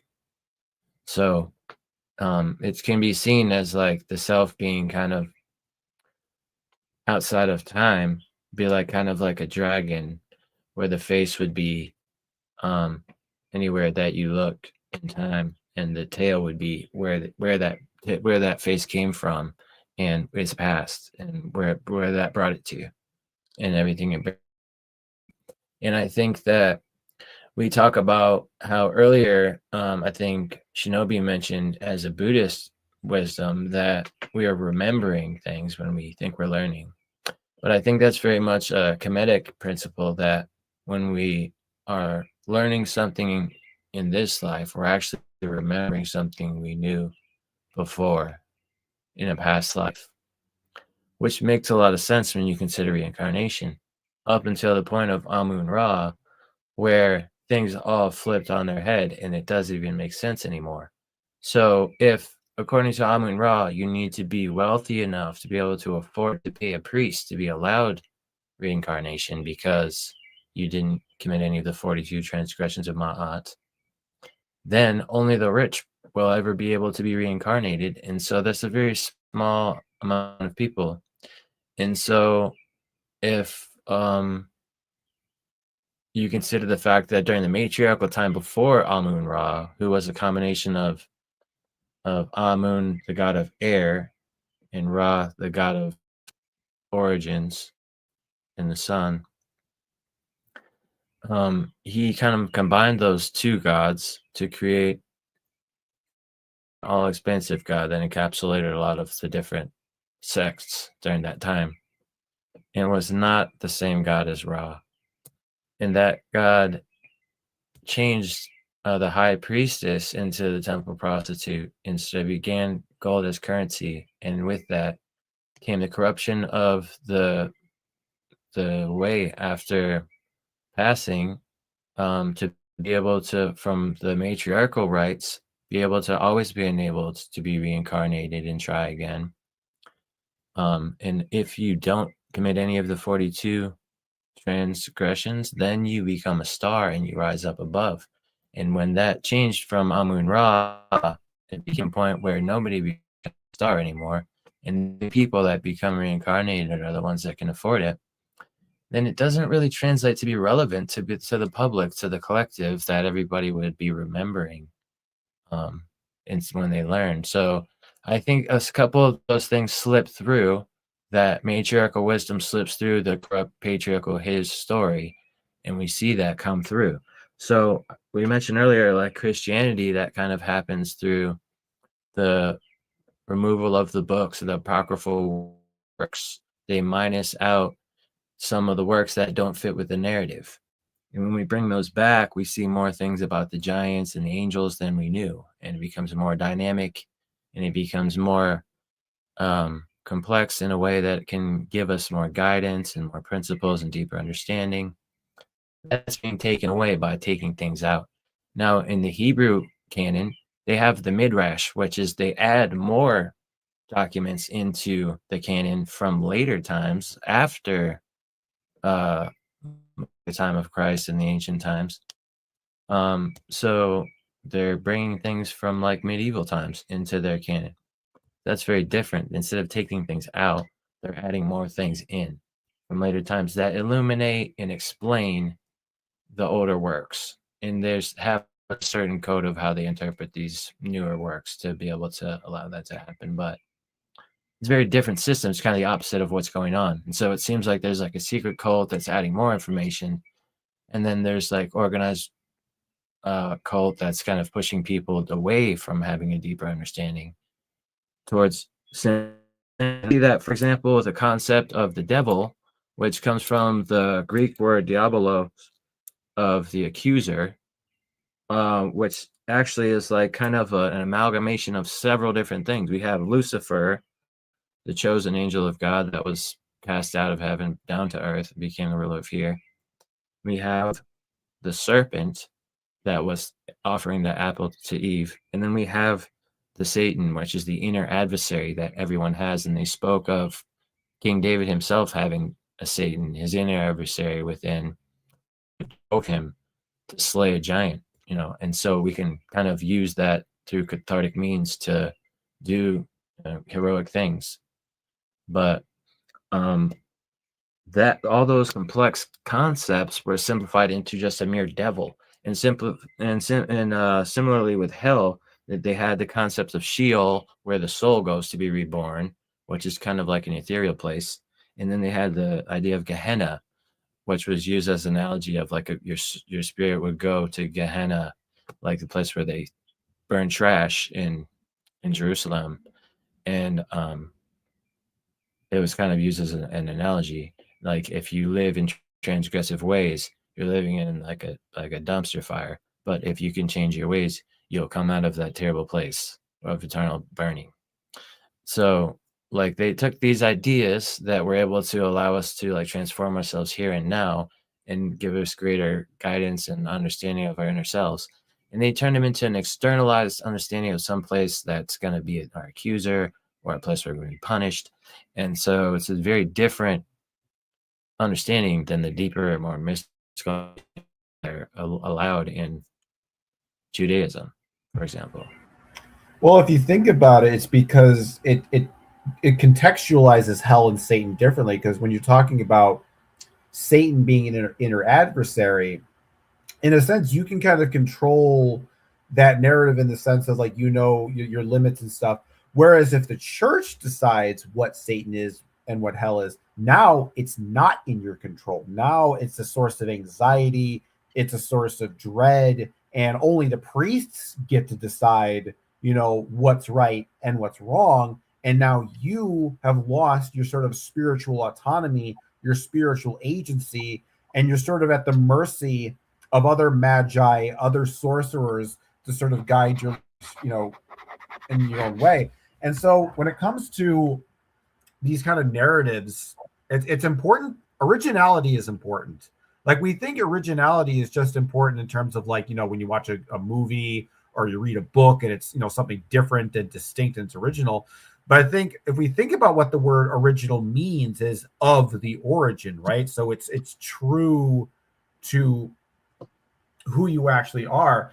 So when it comes to metaphysical beliefs like this, it's when we trust other people to sort of define those narratives for us, we then become subjects of manipulation and control, because now we no longer have control over that story of your life. You're basically, you know what it basically is? It's like you have a life story, and then you're basically going up to like a priest, a rabbi, a monk, and say, could you write my life story for me? I don't really think I can write it. Can you do it for me? You're a better writer than me. So could you please write my life story? I'm not good enough to write my own life story. And a lot of people just kind of do that. They just let other people, like that's kind of what I was mentioning before, is that we get caught up in other people's stories and dreams where you might be a character that's just a total, a loser, a total buffoon, when you might be like a valiant hero and you don't even necessarily realize it, but because you've been, bullied and humiliated and talked down to, that, and that's why, bullying and abuse and all those things are so, that's why they're so terrible and they're so awful, because it's not just that, you have like an abusive parent or a bully and they tell you something bad about yourself. It's like, you start to believe their narrative of what they think about you, and you internalize it, and that essentially becomes a part of your false ego. And so I think that just sort of like stripping away all of these other like narratives that other people have made for you and figuring out, who you are, I think that's why it's good to, and all these spiritual mystic teachers tell you to sort of like go off into the woods, meditate in silent darkness, is that in a way, like when you think about you're writing a story, like it's kind of hard to do when you're, in a writer's room and you're writing a story with people. You have to agree with the people in the room. People will say no to your ideas, and maybe the group will go along with what you want to put in the story, and they'll say, nah, screw your idea. We're going to go with our thing. But when you're all by yourself, it's just you, the pen and the paper, and you can write down whatever you want, and you can actually start to figure out like what is the actual story of me, and not the plagiarized story that other people have written about me, the fan fiction that other people have written about me, and the speculative stories of what I am. But what is the actual story of me? And it's hard to find that story yourself when you're lost in a library of other people's stories.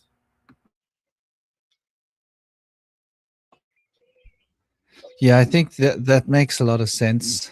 That whole it's like trying to listen to music in a crowded, noisy room.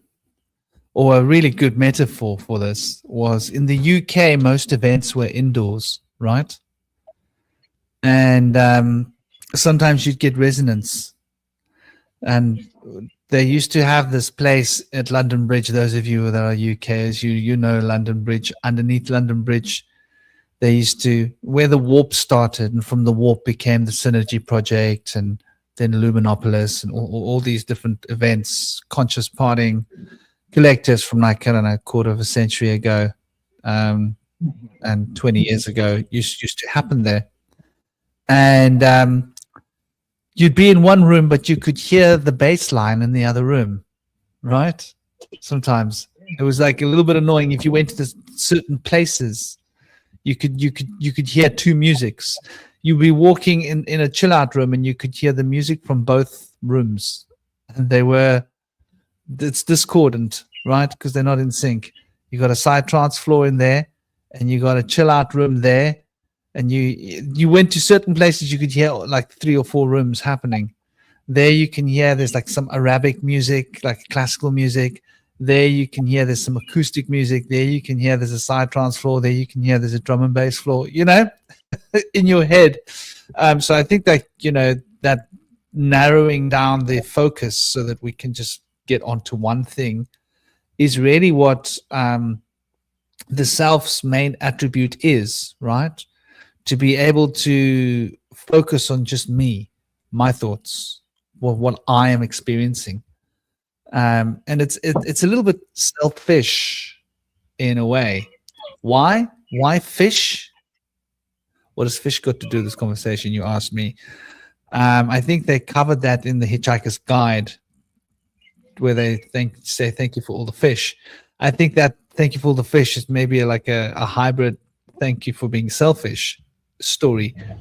And like, not that you want to go and sell fish, right? But when you're selfish, it's like all you can think about doing is selling fish. And I think there's something here, because Pisces is all about my feelings, right?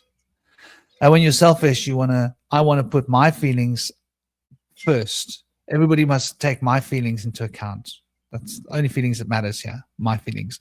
It's a very sort of, but there needs to be a certain amount of like, it's good to sell fish when there's no one there to buy it.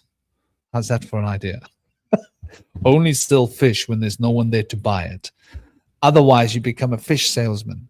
And gosh, this metaphor's running away with me. But the idea, I think, behind it is this sort of this emotional taking it in. And I think it's almost unavoidable. Something that you were saying as well, Indigo, you mentioned Diablo, and that got my brain ticking, like got the wheels turning. Diablo got my, so I had to be like, okay, let's go. Let's just take a little bit of a shallow dive into the Greek language and see what the Greek language has got to. Fish often smell bad. They go off very fast. So I looked at the deer. Now the reason was because when I first hear that word, I think of deer. I think of diabla as being those things that two sticks, right? And you've got you got 3 sticks, and the 2 sticks flick the sticks up, and the stick spins, and you bounce them around. It's a circus tool, right? Okay, Diabla. But so it's got to do with the number Dias, which comes from the number 2. Namaste. How are you doing, Tamara? I hope you're well. I hope you're thriving. Welcome. Hope you're enjoying the conversation. Yeah, fish salesman. That's how my brain. That's how my brain works. When it works, that's what it does. So this Dias. So okay, let's take this. Let's run with this. Dias is coming from the root of the word two, right? This is in Greek, but also when we go to Vedic, Dias Pita.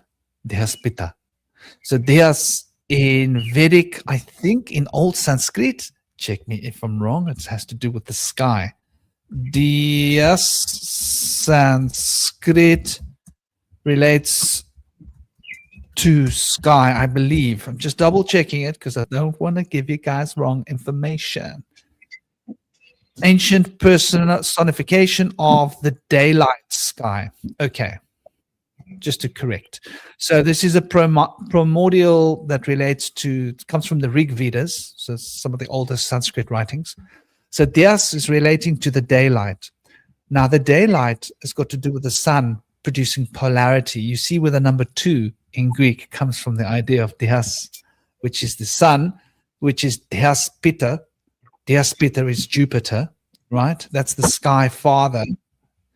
Dias is also the root for the name Zeus. Okay, yeah. So Zeus is that the controller, the mentalism principle, if you want to jump on it from that Hermetic perspective, which relates to sort of the mind.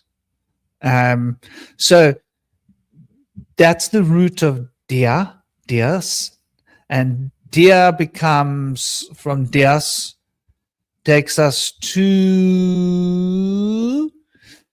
in Greek, Dia, which comes from the root of Deo, which is 2, and Do is 2 in Hindi, Deo, Ich ne. Okay, it's not in Japanese. Anyway, means a connection between 2 things, right? Often implying movement from point to point or separation or opposition. Okay, opposition, separation, movement from point to point, across, through, between, by, or throughout. These are the ideas of dia, which has got to do with the number 2, which relates to a polarity between point 1 and point 2, and the relationship between point 1 and point 2. Dia. Okay, so that's the prefix. Now we go to the suffix. And the suffix from Greek is bolos, or bolo, which means clod or a lump of earth, right? And it comes from sorry? throw. It comes from, it's a conjugation. That's later. Yeah, that's a later development of the idea, because the bolos is the lump of clay and the bala is the throw, right? But the bola is relating to Greek, from the old Greek bolos, bola, which then became bolus in Latin, which is bole. Now, English words of bowl or bolas. Now, I'm going to point out something else here. In Sanskrit, bolo, bole, bholenath is one of the names of Shiva, because bole is the root for the word to speak or to sing in Sanskrit. Just thought I'd put that on the side. We can put that on the shelf, keep that ready for our reload. So just in case we run out of ammunition, put that in there. get ourselves well loaded. I don't have guns. I don't like guns, but I like the sound effects that they make. I prefer katanas personally, because it's more, visceral. So this idea of bolo then is these clumps of earth. So when we put them together, we can say that the relationship between clumps of earth, right, which is a polarizing relationship, or a result of a polarizing potential between clumps of earth, is what sort of keeps things together. So we say diablo. You can then see how that relationship between earth and ourselves can be the metaphor being implied, right? Diablo. And the earth is our fundamental barrier, our boundary, right? It's what resists us. It's what holds us. We walk against the earth, and the earth is heavy. So we're talking about gravity. So I think like there's a subtle innuendo when this diabolo word relating to gravity, and gravity relates to those forces of inertia that hold us back. And I think what they're holding us back from being is ourselves. And so we see, like in other schools of thought, that he would be considered the what do they call him in the Jewish and the Arabic lore? They call him the confronter, not confronter. There's a word they use. Have you got it on the front load, Cosmic? The Jews have a name for him. Not the deceiver. It's when somebody is challenging you, right? Coming to stand before you and inhibit you from getting to where you want to go to. A word that means that. And so you can see how that dia relates to the relationship between here and there, going through the journey through earth. And also the dia then becomes something which can be used as the word to throw, right? Which almost relates to like presenting a barrier or a boundary. So diabolo is interesting. I think it's a part of ourselves that is the boundary that prevents us from being who we are, prevents us from being able to express the nature of our true consciousness and our true heart's desire, and causes us to become something of a deceiver. So it is not Diablo that becomes the deceiver. It is us that becomes the deceiver, because we deceive ourselves and stop ourselves from being who we are in order to fit in, like you're saying, Cosmic, to other people's play, because we feel we need to belong in this play. And so it's these lumps of clay that sort of keep us stuck here on this earth plane, right? And keep us polarized between this lump of clay and that lump of clay. This lump of clay is bad, I want to get rid of it. This lump of clay is gold, I want to get more of it, right? I don't like that lump of clay, I want this lump of clay. this clay came out of my butt. Let's get rid of it. This lump of gold clay is going to get me to buy things, you know? And I can see how these polarities sort of, you know, dictate the spiral or spin of consciousness for us in this material existence. And so it's just interesting that that word sort of triggered something in me, and it sort of made me think about adversary. Thank you, ladies and gentlemen. I'm going to take a bow. The word I was looking for was adversary. So that word diabolo can also relate to an adversary, right? In a sense, and that the earth is the adversary. But that, I think, is the biggest lie. I think that's the lie, is that we are separate from the earth. I don't know how this fits with you, Cosmic. We're actually one with the earth. The earth is actually a part of us. We're actually part of this organism, of this earth consciousness thing.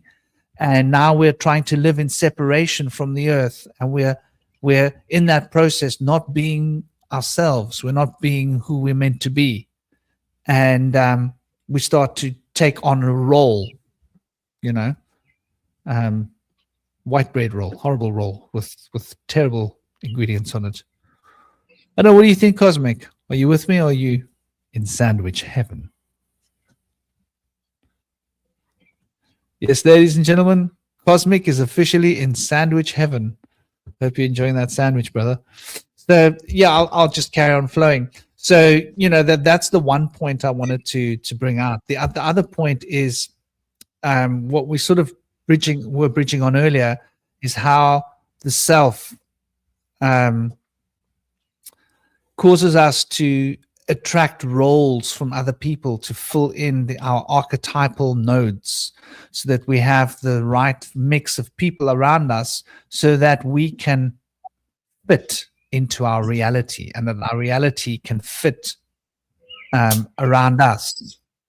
And you can almost think of these different archetypes or different plug and play, you know, my plug fits your plug fits my plug, as being different layers of the self. And so I've always considered the self like an onion, right? And, you know, as you peel away the layers, you peel away the different aspects, like, well, there's this aspect of me, I'm a protector. There's this aspect of me, I'm a adventurer. There's this aspect of me, I'm a this. And as you peel away the layers, you get to a more naked state of consciousness. And the more naked we become, we sort of get to that point where we start to become like a child again. Now, where did we hear this? Who said we should be like children? Yeah. And that sort of child is fundamental. I mean, it's in all the tarot, right? Look at the sun. Okay. Yeah, I get you. I'll get you the sun quickly. So if you look at the sun tarot card, I'm just going to grab it quickly.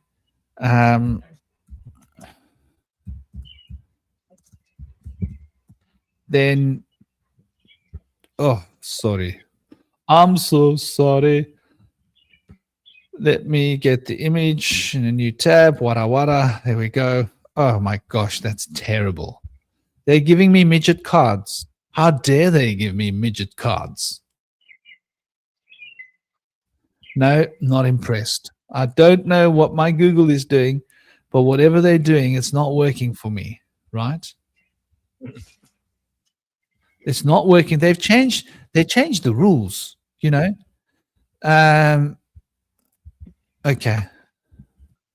I put the word card in there, and so they changed the rules. Isn't that weird how Google does that, eh? These days. Google has become insidiously evil. Ooh, it's the real Diablo that we're dealing with on the day-to-day. Share this instead. Okay. I finally top-loaded the card. So here you can see, like, the idea that I'm talking about is that sort of the core aspect of the self. Namaste.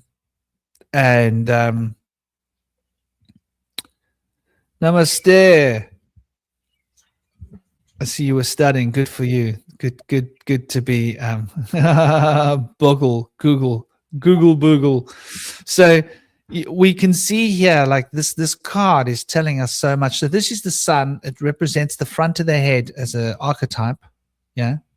Think of it, if we think in terms of a alphabet and the concept and the hieroglyph that sort of relates to this idea. And it represents the sun, right? The sun. So it's prana, it's life force. It's that which produces life, and it's everything. So you would imagine in the center of your onion, you're going to have that permeating quality that sort of touches everything. And so here we see the sunflowers in the background.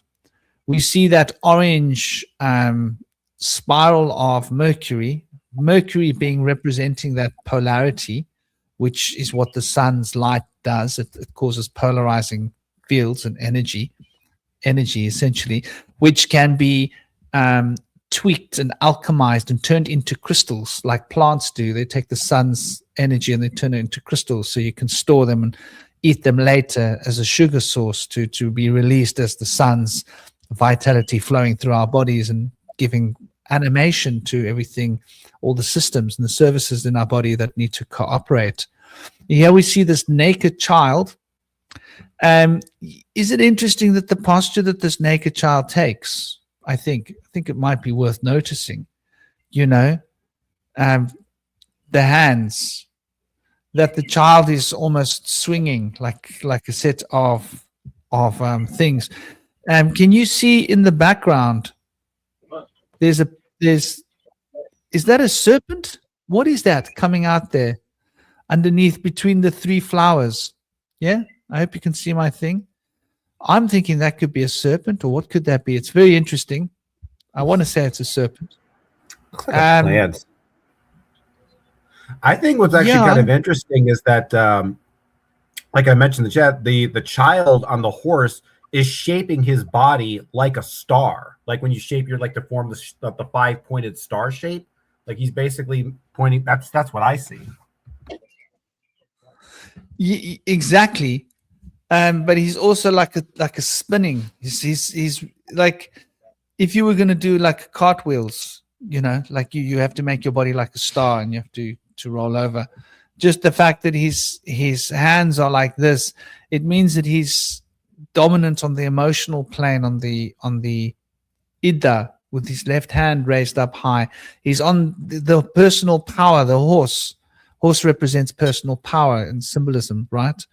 So he's on the purest form of personal power that there is. Yeah. And that pure form of personal power is what he rides upon. And behind him, there is a gray wall. Isn't that interesting? Huh? And that gray wall behind him sort of shows that he's already overcome the boundary. And I think that gray wall behind him is that Diabolo, right? That's that gray wall that separates you from the earth. Yeah? What we were talking about. So that gray wall, the Diabolo, that is it a feather? I've always thought of it as I've looked at that image and I've always looked at it and wondered, like, is it a feather? It looks, but the way it looks, it makes me think of a serpent, which is interesting, which is probably got to do with the idea of Quetzalcoatl, or the asp, the awakened Kundalini coming out through the head chakra, as it relates to Tet for this card, the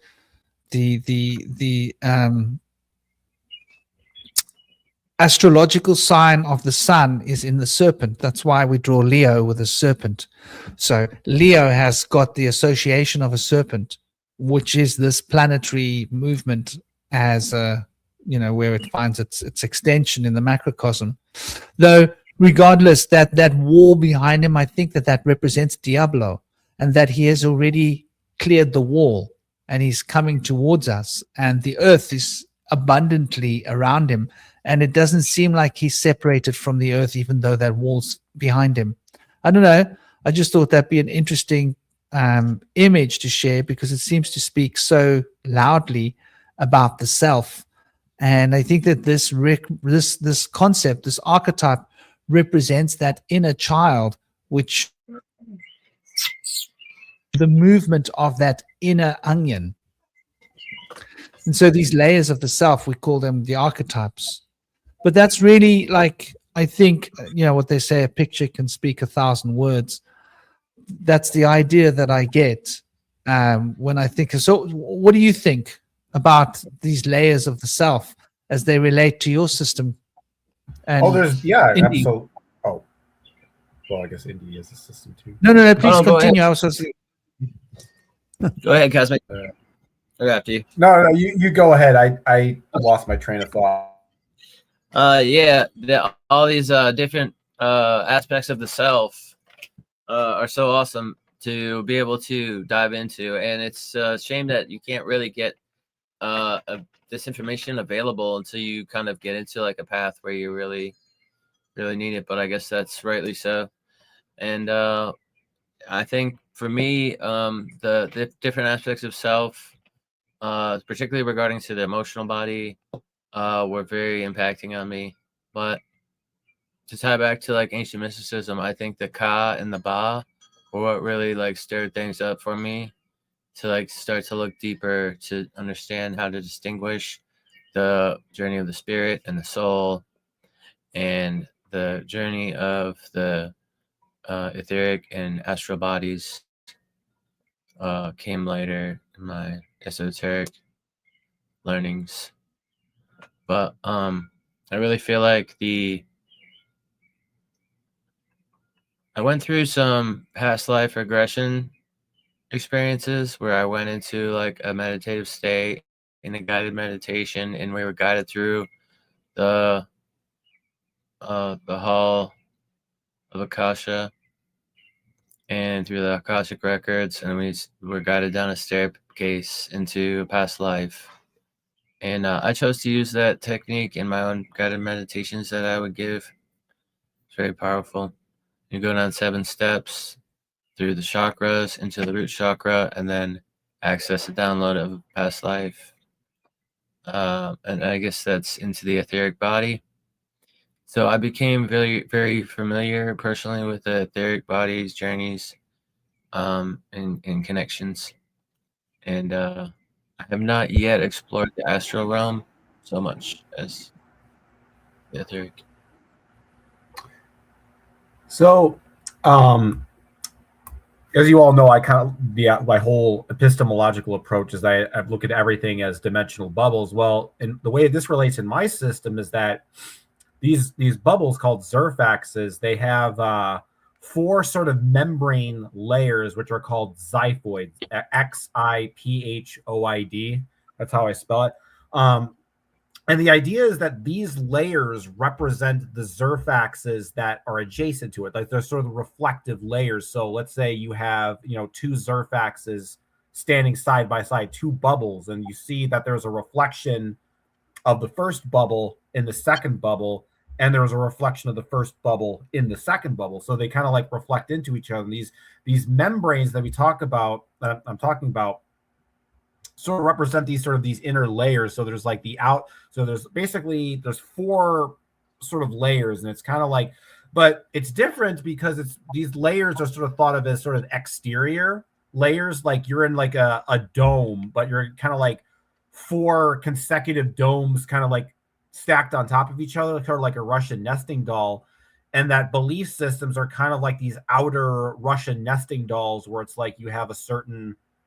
So I think when it comes to layers of the self, it really depends on certain types of experiences. Like every time you have new experiences and you gain new insights, you essentially develop new layers. Like think about, a tree. When you cut a tree down and you see the stump, you see that it has a bunch of rings, right? There's like little consecutive circles for each, and each one of those consecutive circles represents that tree in different stages of its development. So you start off with 1 circle, then it becomes a bigger tree, and then the spiral kind of forms 2 circles, then the spiral gets bigger and bigger and forms more of these sort of consecutive circles that build the layer of this tree. So in a lot of ways, like as we go through life, we basically kind of create more and more layers in the self, in the same way that as a tree expands, there's more rings that you find at the stump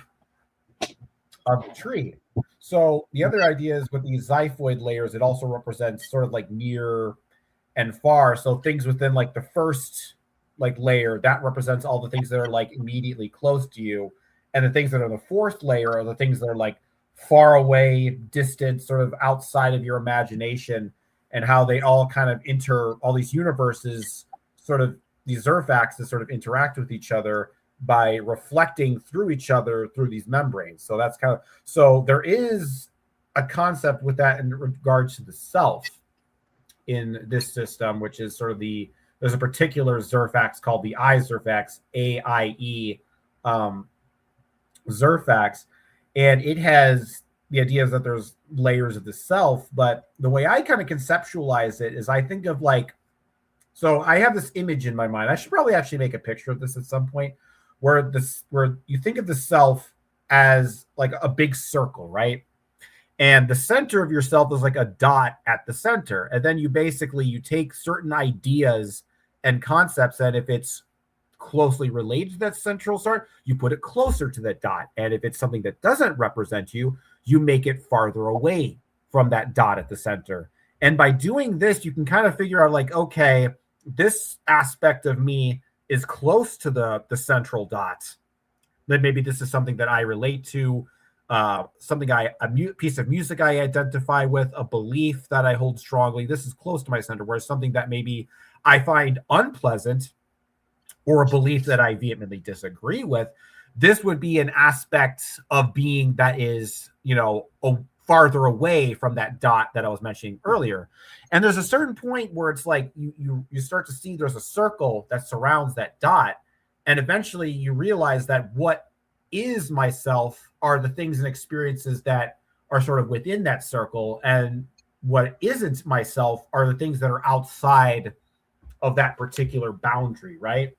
And so I don't know, this whole thing of just thinking about everything in dimensional bubbles, it's like slowly changing the way I think about pretty much everything. Like I've been thinking about about how truth and I have to think about that differently. So they have this whole idea that truth is not so much like absolute. It's more about coherence and things sort of harmonically working together, right?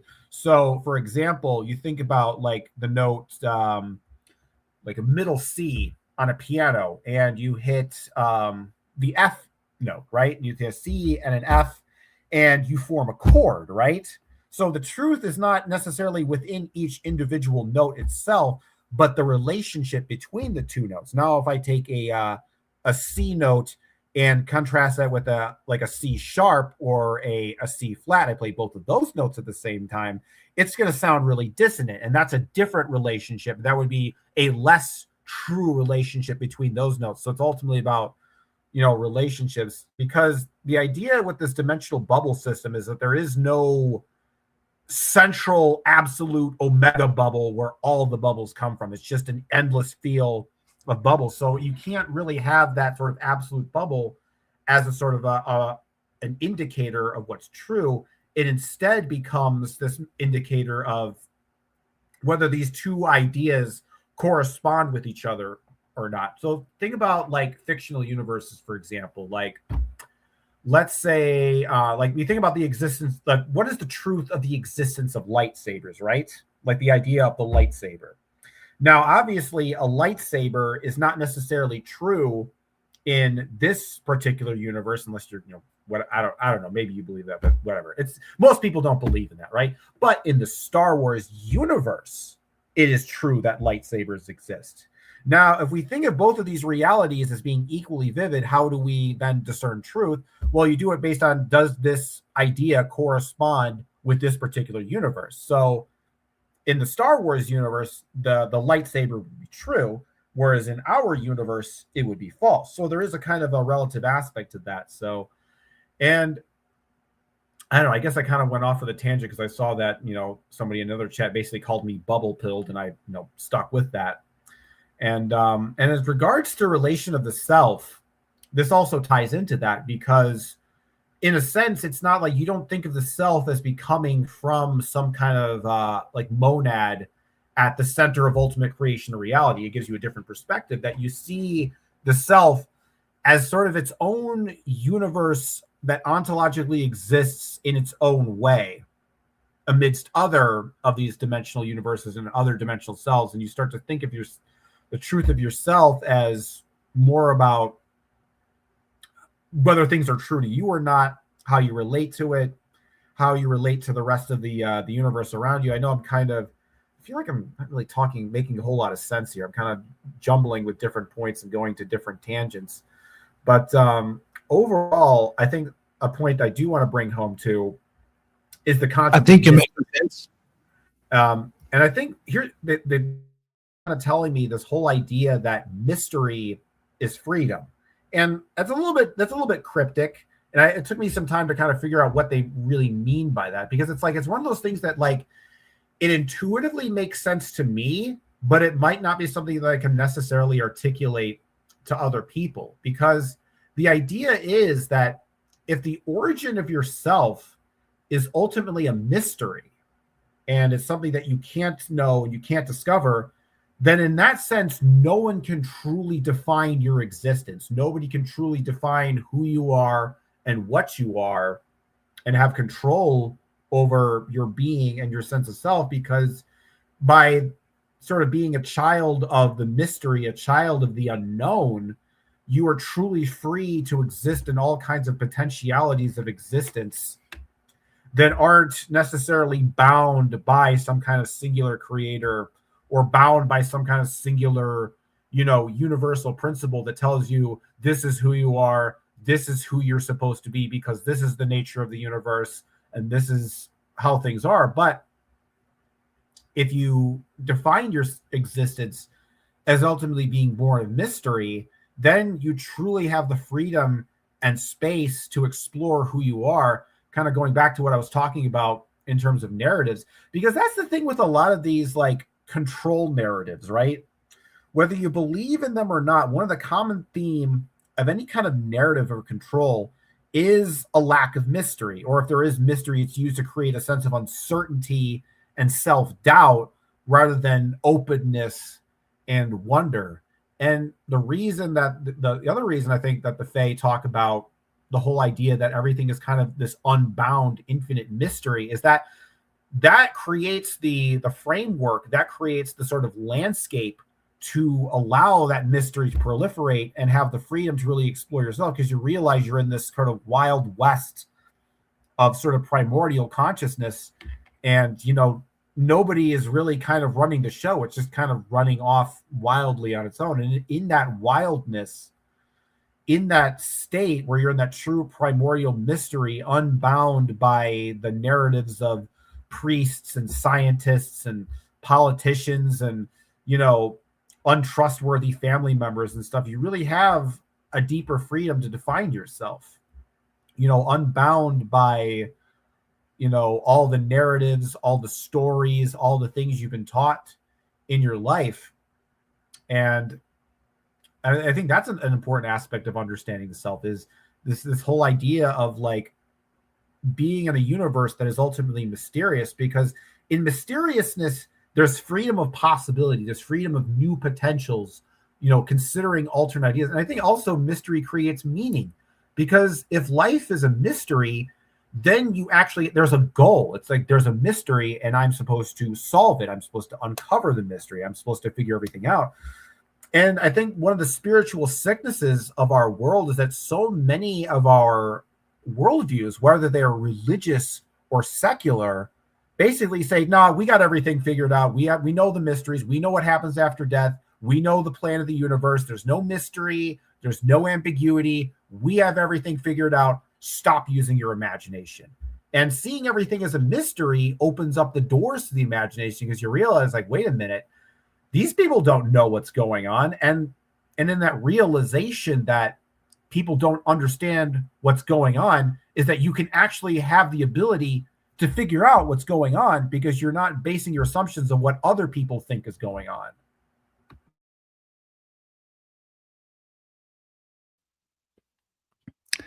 Yeah, brother. I think this is important. The mystery I think we need to keep her leaves healthy. We need to keep her trunk well watered and make sure that her roots get access to all the mineral necessities that she requires. And I also think, that this is part of the curse of education. And like you say, it's your parents, your priest, but it's a societal conditioning. And actually, I was having this conversation with my girlfriend yesterday about entrainment. And like I was explaining how I never had to really train Henry. Henry's a little Pekingese dog. He's only a few years old. But Ori and Indigo, I trained them in 2016. Yeah. And my Malamute male and Indigo is my golden retriever female.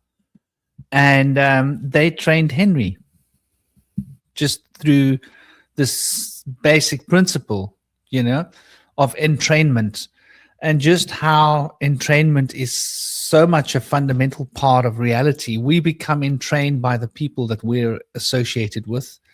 The people that associate with us become entrained by us. So education is so effective because once a certain threshold of people have been educated with your ideology, it becomes a natural form of entrainment that will sort of flow through the masses like some filthy, evil poison, right? The juices, these noxious juices of education that we've all been subjected to in schools and bodies of learning, institutionalized education, shall I say, as opposed to learning, as opposed to embracing the mental expansion and growth of the mind and perspectives. So I agree, I think like we are quite stuck through this principle of harmonic resonance, which manifests as entrainment, to sort of become trapped in these bubbles that are, like you call them, bubbles, that everybody's around. And it's interesting how there's this saying, didn't mean to burst your bubble. Right? It's a saying we used to probably say as kids a lot. And, when you burst someone's bubble, you bursting their reality, popping their reality. They thought like X was true, but you pointed out, no, look at this. This is really true. And I think like we're continually rubbing bubbles against bubbles, as it were. And I think of these as being sort of layers of the onion on the outside that keeps peeling off and getting replaced by new layers, sort of like skin. In fact, skin is probably a good metaphor to think of as the self. Is that an interesting? And just how the skin is able to keep the shape, right? To keep your organs and everything in and together, right? The structure is maintained by Saturn, which is maintained by your skeletal system. But the skin keeps everything together, keeps everything in a capsule, as it were. And I think the self is sort of like this encapsulating perspective, or this encapsulating perspective is the wrong word. This encapsulating process, right? That sort of keeps us defined from the rest of the world, where to me, really a lot of who we think we are or what we think we are is what we've picked up along the way. And it's very difficult to move beyond that, to start to step out of but I've been conditioned to think of myself like this, so that's who I am. I've been conditioned to feel this way, so hence I feel the way I do.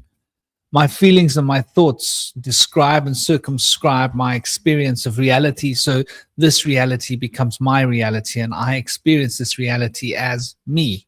So this is me experiencing this reality, a product of thoughts and feelings that are compounding towards a particular point. And that point becomes my point of focus, right? And that focus is really the perspective that I hold, and that perspective that I hold defines who I am in other people's minds, in their eyes and in their hearts. So, this nature of the self, I think, is an endless spiral. And when I really think about who and what the self is, and I think this is one of those concepts, like I was talking about earlier, that is so misunderstood in Buddhism, because we're taking a small group of people's word on it, and we're trusting that 2% that they're not politically motivated, financially motivated, right? We're trusting the Dalai Lama and his cronies. When the Dalai Lama is a politician, what do we know about politicians, generally speaking? And I don't mean one country or another. I mean, everywhere that I've traveled in the world, politicians seem to be dodgy buggers. This is a universal thing that I've experienced when I've been, like, whether it's been Pakistan or, Afghanistan. Well, I haven't really spent time in Afghanistan. So Pakistan, or the other, what's next to that country, Emirates, or India, or Sri Lanka, or Nepal, or Israel, or England, or even Scotland, where the politicians seem a bit better, or South Africa, or Canada. Canada's become ridiculous. Everywhere it seems to be the same nonsense, right? Seems to be the same crap. Politicians lying to us. So why should the Tibetan politician be any better just because he wears a red dress, right? So when a man wears a red dress, you can suddenly trust him.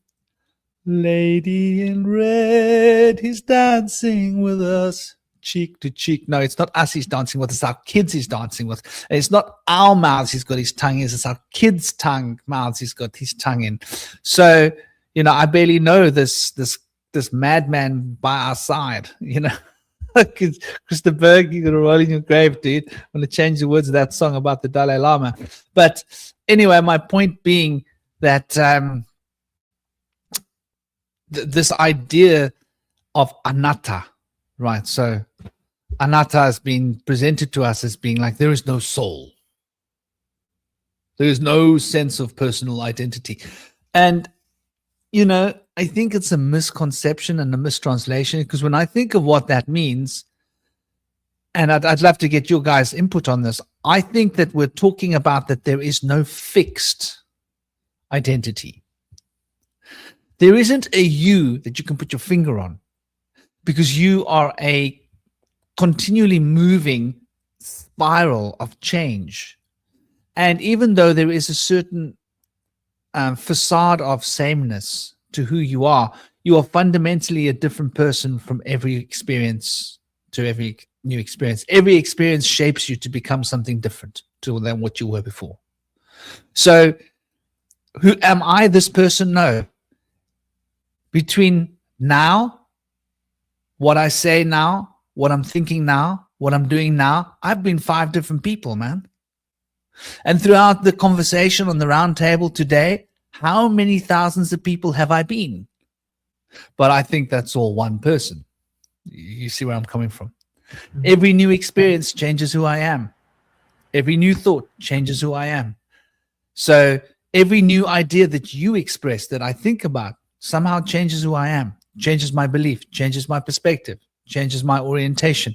It might be so subtle that I don't notice it, that no one else does, but it's there. And so who we think we are seems to be such a fixed, concrete thing, like you can put a statue here and like, that's me. No. You need to have a continually changing, evolving model. And from every heartbeat to the next heartbeat, it's a different thing. So anatta then doesn't necessarily mean that there's no soul. It means that there's no fixed soul. In other words, you can't say, there's my soul. Because the moment you say, there's my soul, it's changed. It's a different soul. And then when that person sees, oh, I'm seeing your soul. No, the soul that you were talking about was a different soul that you were thinking about when you were talking about it. And the soul that they saw was even a different soul than you were talking about, even though you weren't talking about what you were thinking about. I hope that's not too complex. But, like, that's how much we're changing. or not. So, well, there's another perspective you can look at this, because if you take this and also factor in the idea that, you know, linear time is an illusion, right? And if the past and the future have already existed, then in a sense you already are the future self that you aren't even yet. So in a way, it's like if the self exists ultimately outside of time, then you're not just a single experience, you're a potentiality of multiple experiences, and they're kind of a gestalt of different selves. In a way, it's kind of like the self is kind of like a Zarfax, right? So in Zarfaxology, there's the idea of a Zerfax, which is like a singular bubble, but a Zarfax is like a complex of bubbles, right? It's like a bubble complex, it's like a bubble filled with bubble foam, right? And so I think also I figured out, like, I can articulate better what I'm talking about in regards to going beyond oneness, right? So basically, because it gets confusing with the language sometimes. And I realize that maybe I need to actually like articulate these in the same way these Buddhist ideas aren't translated well, right? So the idea is, like, if you think about things in bubbles and you think about things in this framework, it's like it's so intuitive and interesting. So if you think of your individual ego as a bubble, right? You think of your individual ego, you go through, you know, Buddhist meditation, you get enlightenment, and you get outside of that bubble and you realize, you know, oh, I'm part of this larger universe outside this bubble. I'm part of this, I'm these other people, I'm these cows, I'm this grass, I'm the stars and the planet. But then you kind of think about everything from this bubble perspective, and you start to think about it, well, wait a minute, hold on a second here. What if all this stuff, this collective consciousness, what if this is just another bubble? What if this is essentially, and I may have escaped my individual ego, but have I escaped the collective ego? Because if you think about it, if there is a kind of a universal oneness, then you think at some level that oneness would also have its own individual ego, right? That it would have its own, if we believe in the whole false ego concept, even at the highest level, there would be that like false ego idea. But the idea is that you get to a certain point and it's like, and this changes the way you look at the self, because the reason that we see the self as sort of this, you know, consistently changing, never consistent thing is because the self exists in contingency to the Zarfax it's a part of. So it's a part of an ecosystem. And because the ecosystem is changing, the self adapts and changes along with it. But when you start to look at the self as existing outside of that, even into a deeper level of nonlinear time and a deeper level of eternity, then it starts to kind of look a little bit different. You don't look at the self as existing in this kind of causal, you know, past leads to event A, leads to event B, leads to event C, and creates person D. You sort of see everything kind of existing all at once, sort of simultaneously, sort of like fixate. It's like if I take all these different selves and that I've talked about throughout my life, you know, then hit them in a blender and hit liquefy, and then sort of like, you know, drink that. That's kind of how I look at the self ultimately. It's like you take all the different aspects of yourself throughout your past and your future, and you find what is the common thread that links all of them. I think that thread is where the individual is, where the self actually is. Because I think here's what I find, what I've always found fascinating. Like, I remember recently I was watching home videos of myself as a very early child, maybe like, I don't know, 6 or 7 years old. And I'm like, you know, in my late 30s now. And what I find fascinating about watching old videos of myself is not seeing how different I was back then, but seeing how much I haven't changed, how much I'm still the same, even as though and there's something interesting about that, because when you start to see aspects of yourself that you see now in your adulthood that are still manifested in yourself in your early child, you start to recognize an aspect of yourself that is more timeless, that is not necessarily contingent upon linear cause and effect. And I think there are aspects of the self that are sort of these temporary sort of like cause and effect. You know, you have an experience that changes you, and you have another experience and that changes your mind in the opposite direction. But I think there's, and you know, I think when it comes to understanding the self, you have to figure out what is the aspect of my personality and who I am that has been consistent from who I am now to when I was a little child? Because if that part of yourself remains consistent, that part of your personality remains consistent throughout your entire life, I think that is a good contender for an aspect of the self that is eternal. What do you guys think?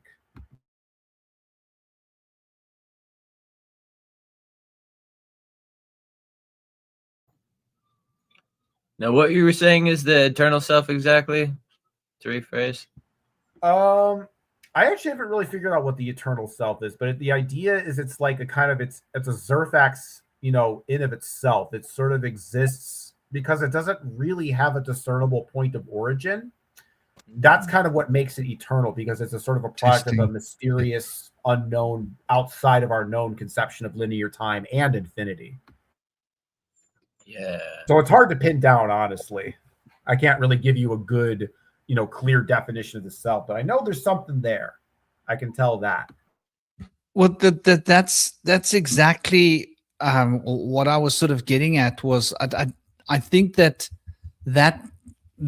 what we're talking about, is a hyperdimensional expression of being, and that hyperdimensional expression of being, which is living throughout various different scales of what we call time independently, however, integrating all of these experiences here and now, though we're only consciously and cognizantly aware of this one tiny frame of time and this linear attachment or this linear expression of this tiny frame of time, that there are these multitudes of selves. And so the self is like a family. Yeah. The self is like a group. It's not just one singular. It's all these myriads of me, but each me is slightly different to the other me. And when we talk about like past lives and the future lives, we're experiencing these different aspects of ourselves. So we are our own ancestors. This is something to think about for a moment, right? Indy's back. Yeah, there's Indy. So in a sense, we're like our own ancestors.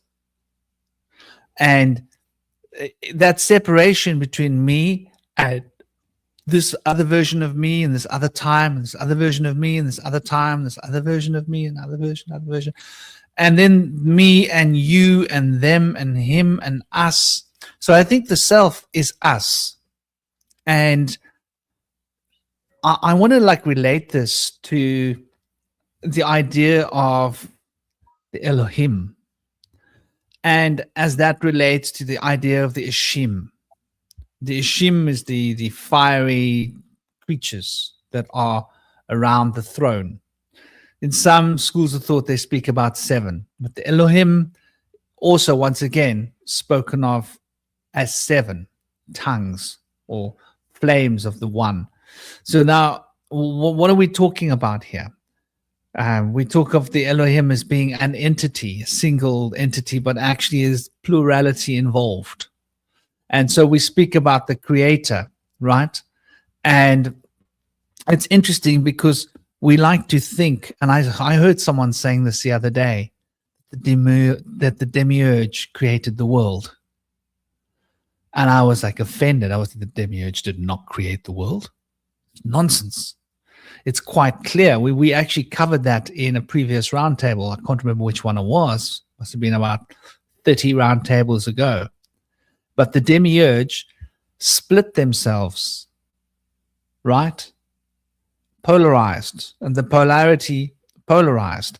And so the demiurge split themselves into 2 and then existed with the 2 and the product of the 2 as being the 3. And then those 3 split themselves into combinations of these different living beings to become 7. And so we got the 7 living principles of Hermes, we got the 7 Elohim, whatever.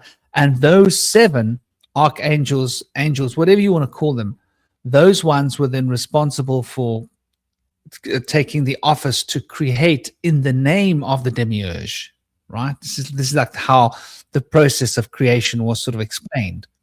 So effectively, the demiurge didn't create anything. The demiurge took out of their own body kids, and you see the same story in the Greeks, right? That the children came out of the body of this god, and they then became out of their bodies came out of this, and this started off with one. That one made a sacrifice. That sacrifice became a multitude.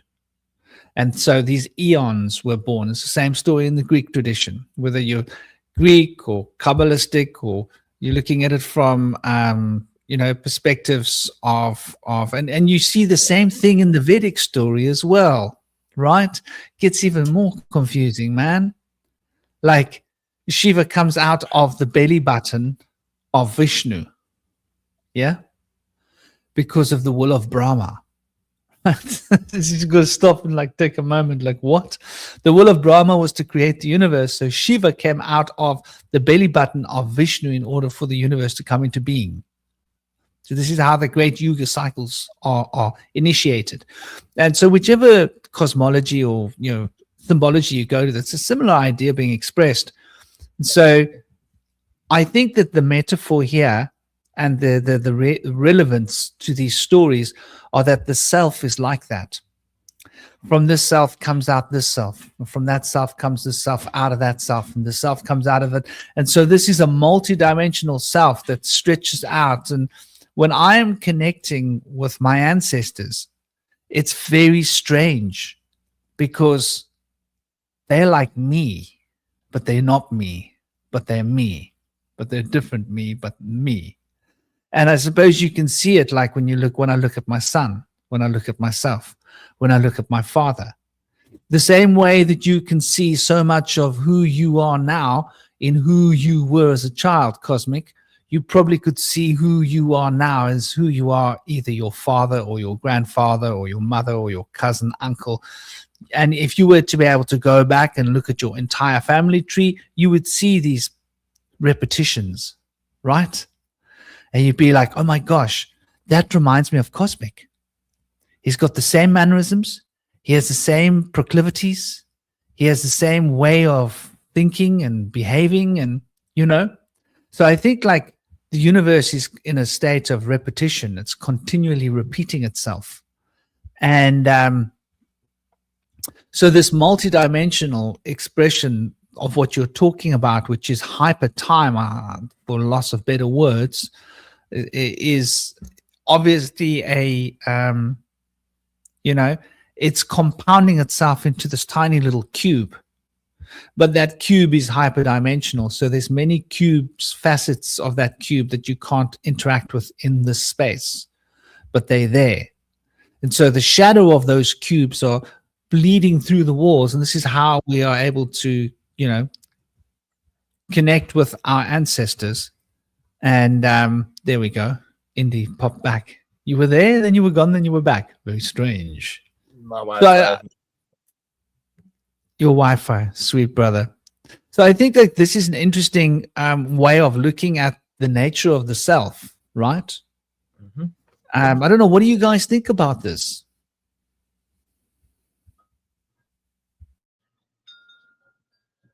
Nature of the way. Okay, Cosmic's thinking sandwich. And Indy missed a lot of what I was saying. But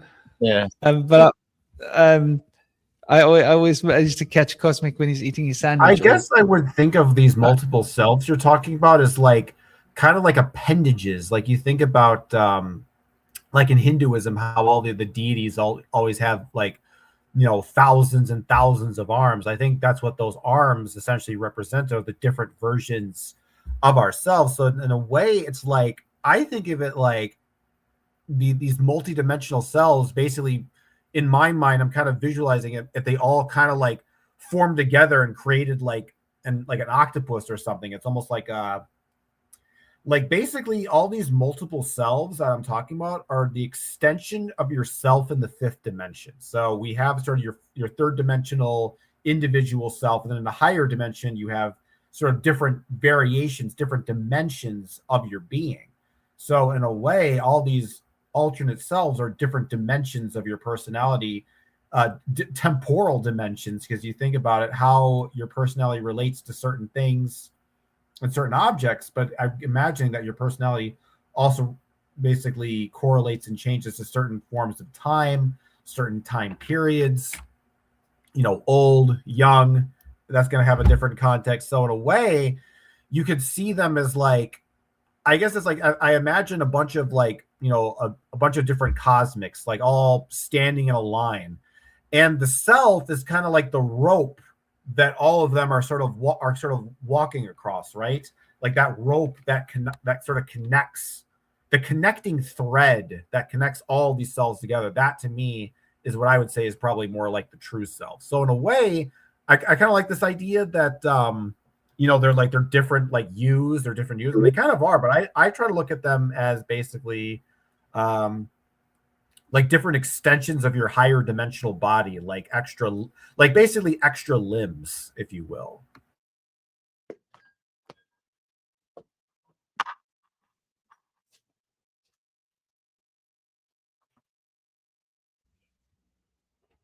You with us, brother Indy? You're all good. I noticed you popped in and out a few times. My Wi-Fi is pretty bad right now. I don't know why. The wind's acting. Well, we're getting close to the 4-hour mark. We're like 2.5 minutes away from the 4-hour mark. We've become much better at keeping to the 4-hour mark. 4 hours is quite long. Do you remember the old days? We used to go for like 8 hours.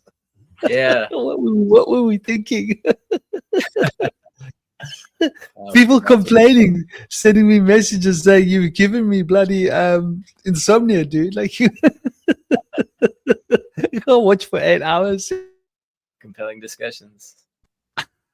But yeah, I mean, we were basically talking about the multidimensional self and how there are your ancestors could be part of you, and this could be the deeper aspect of yourself, and that you're all this line. And Cosmic had this wonderful analogy of a rope that connects all of these different versions of us, and they're all a little bit different, but there's something of it that's the same. And that something of it that's the same is that divine child on that horse, right? This one. Like, this is what doesn't change, right? It's embryonic, like fundamental. And the rest of it is just all of these little limbs or appendages that we're interacting with different time zones with. And we're interacting with different time zones with different things. And we're stuck in that time zone because that limb gets stuck to that time, right? And now it's like it's doing the one-legged hobble through time, right? Like a little amoeba tentacle.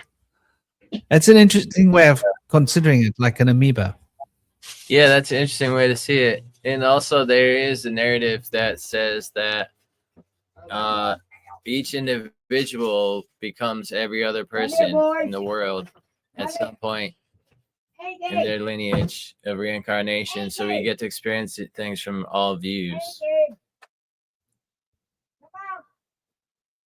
And so that could mean that there's only one person that experiences themselves and all those different things. But I think what it's supposed to mean is really that there are many souls, but we all take time spending time seeing things from each other's moccasins or our shoes, walking the steps of another life to be able to really empathize with one another.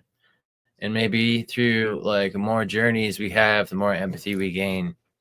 And some souls maybe haven't really gained that empathy yet because they haven't walked those footsteps in other people's shoes before in other lives. But, I think that kind of ties into what I was saying before about how, going through different experiences is what, sort of cultivates empathy. And perhaps that, like, maybe that's the thing is like once that maybe enlightenment is just finding a sense of empathy for people. You know what I mean? Because like if you really genuinely have a sense of empathy, it's kind of like you basically, for all intents and purposes, have sort of learned the moral lessons of life. You don't need to be told. You don't need to be told the same lesson again. It's like in a lot of ways that's good enough. And I think one more thing I kind of want to say, and I think this kind of relates to sort of the divine feminine concept, is that I don't know if this is necessarily related to the topic, but I guess it's somewhat tangential. And that is just the idea of like perfection in spirituality from a lot of these kind of like, whether it be Christianity or Buddhism or these kind of like, or even like some like Hermetic stuff or like some Golden Dawn type stuff, is the idea that, in order to transcend this realm and transcend suffering and all the trials and tribulations of reincarnation and death and rebirth and suffering, is you have to be absolutely perfect, absolutely flawless, do all the correct things, none of the bad stuff. You have to perfectly ascend. And I think we have to recognize that, I think I talked about this last time, that we don't have to be perfect to escape the suffering in this world. We just have to be, willing to learn and willing to change your mind and willing to have empathy for people. Obviously no one is going to be perfect, because I think when it comes to karma, I think karma would make sense and be fair if all we really had to contend with is our individual karma, right? So as if you think of like the universe as a pool of water, right? And karma is like the waves that we create. You're walking around the pool, you move around, you splash, and you make some waves, but you can but if you're the only person in the pool, you can kind of control it. But considering that we're tethered to the karma of all these other people and all these other souls, now you're no longer swimming in a pool. Now you're out in open water in the middle of the ocean during a typhoon with 100-foot waves just churning you about and trashing you about. And, and then you start to think, well, I'm the one responsible for these massive waves, not realizing you're part of this, this momentum of karma and consciousness that's utterly beyond, your control and your will. And I think looking at it from that perspective, you realize that, when it comes to karma, really, I think, all the universe expects us is for us to genuinely try our best, and that we don't have to be absolutely perfect to ascend this realm. Because I think a lot of people, they get kind of hung up, they get, down on themselves, or they get anxious because they feel like, it's like, oh man, I enjoy bacon, I like to have like, sex with my non-married girlfriend once in a while. I don't necessarily meditate or something. Like, oh no, I'm not a perfect person. I'm still have to deal with the trials and tribulations of samsara. No, I think we need to kind of like get past that, because I understand like, the importance of like following a structured path, having discipline, trying to overcome obstacles in life. But obviously we're not going to be absolutely perfect in what we do. We're going to fail. And it's not even really our fault. We are kind of caught in forces that are outside of our control, in a history that's beyond us. So I think that in that space, in that openness, that we have a capacity to forgive ourselves, because, we have some level of control, but we're not in control of every aspect of what's going on. Like there's a whole bunch of other stuff that's outside of our control. So it's something I've been thinking about lately that I feel like needs to be pointed out in the spiritual community, because I don't really see a whole lot of people talk about. People talk about ascension and escaping samsara and getting free from the matrix or becoming enlightened. But, come from this perspective of that you have to do it in this absolutely perfect, flawless way, and you have to go, reincarnate over and over again until it's like absolutely, completely flawless. And I'm like, I don't know about that, man. And when I just to see how difficult the world is, and just like the things that people have to deal with and the nonsense that people have to deal with that's completely out of control, even good people having to deal with the trials and tribulations of this modern world and all the madness of, artificial intelligence and corporations and weird political factions and, crazy media and all that stuff. It's like, I think the universe is going to give us a pass. Like, as long as you're at least putting the effort and you're trying hard and you really genuinely want to help people and be a good person, I think you can escape a lot of the bullshit that we're dealing with in this world. And you don't have to be a perfect person. I just felt like that has to be said, because I wish somebody else would say it, but I don't see it happening in a lot of in all the different occult spaces that I go to. So I just wanted to put that out there. Yeah, I think it was said really well by, was it Incubus? Or was it before they became, no, not Incubus. Ah, man. Be yourself is all that you can be. What's that guy's name, man? Rest in peace, brother. He came and he went. He was an amazing musician, and he sang, you know, like a stone, and he sang a lot of cool tracks. But I think all we can do is be ourselves. I think there is perfection in being ourselves. That's what I think. I think that's what perfection is. I just think that we have the wrong concept of perfection. Yeah. And I think that has been put into us by like ridiculous notions, you know, that we think perfection involves something outside there and it looks perfect, because when things are perfect, they don't always look perfect, right? Isn't that interesting? Sometimes when things look perfect, they're not perfect. So you can't always trust your perception of perfect.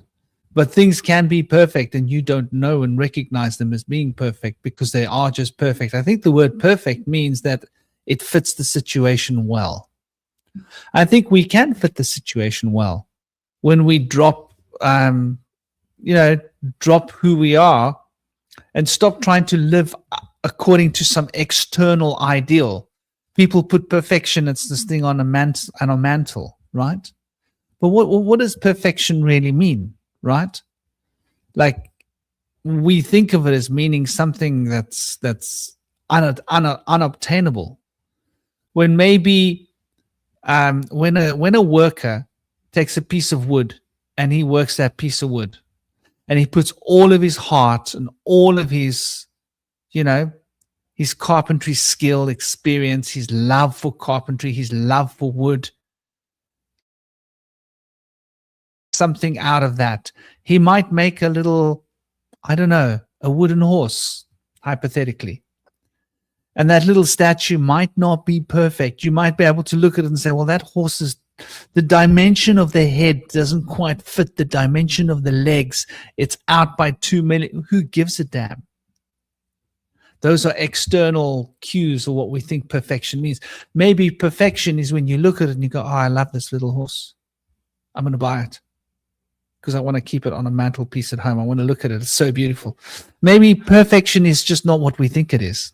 So I agree with you, Cosmic. You know, I think everybody's got this outdated notion of perfection being something out there that's can be measured. Maybe perfection can't be measured.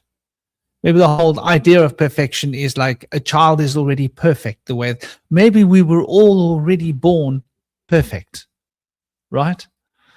And all we got to do is strip away the layers and get back to that innate child that we were before we were educated and conditioned and brainwashed and media and TV'd and musicked and, you know, peer pressured and all the other crap and bullied or whatever we've done in life, you know, drunk, stoned, this, that, whatever it is that we did that took us away from ourselves. When we undo all of that nonsense, we get back to ourselves and we realize that we were always perfect, that everything is perfect. And even the world, as imperfect as it seems, is already perfect. It's just our perception of perfect. We think perfect means it needs to follow a particular set of criteria. Maybe it doesn't. So I think that's like a brilliant place. Unless there's anybody else, Cosmic, have you got any last thoughts? Indy, Sage, brother, if you got any last thoughts to throw at the table? I think I'm good. Then maybe that's a good place to leave the conversation. I see we've gone 4 hours and 10 minutes. I hope you all got what you came for. Vincent, Tamaru, and everybody else in the chat who's still with us, Bernadine, and everybody else that's been here and enjoyed watching. Sending you all big love. Sean, big love, blessings. Take it easy, keep it sweet. Enjoy your Saturday and your Sunday. Find yourself already perfect and complete. There's nothing to live up to. There's no one to become. If you think you're not perfect, well, maybe that is the mistake. Maybe that's the error. Maybe we just need to realize that we were made the way we were made to be what we were meant to be. However we've become what we are, however we've made ourselves to be what we are, it's all part of some big cosmic plan that we just don't understand. Dear brother Indy Sage, are there any last words you want to throw on the table before we look at that little cutie? The self is expansive and it's never ending, so the journey will always continue, and that's part of the beauty of it all. It's, you know, if you could get to the end, that would kind of have you just disappear from the veil or something, but you can't. You can stay here in your journey, continue on, and if you choose to stay back and become a bodhisattva, you can stay behind, help others to the gate, to the heavenly kingdom. But there's more to this. There's more to the seen. And the unseen contains more than the imagination can endure. Hey, baby. Yeah, brother. Amen. Beautiful place to leave the conversation. I hope you all have an absolutely awesome week. And big love and blessings. It's been an honor, Cosmic, Indy, and Toby that was with us for a while. Sending love to all of you brothers and sisters out there. Keep it real, keep it sweet, and keep moving, keep flowing. Om Namah Shivaya. Shanti, Peace out, Shanti, everybody. Shanti. Big love. Bye-bye, Vince. Take it easy, guys. Yeah, the doggies are beautiful, aren't they? Peace out. Yeah, stay in their cage.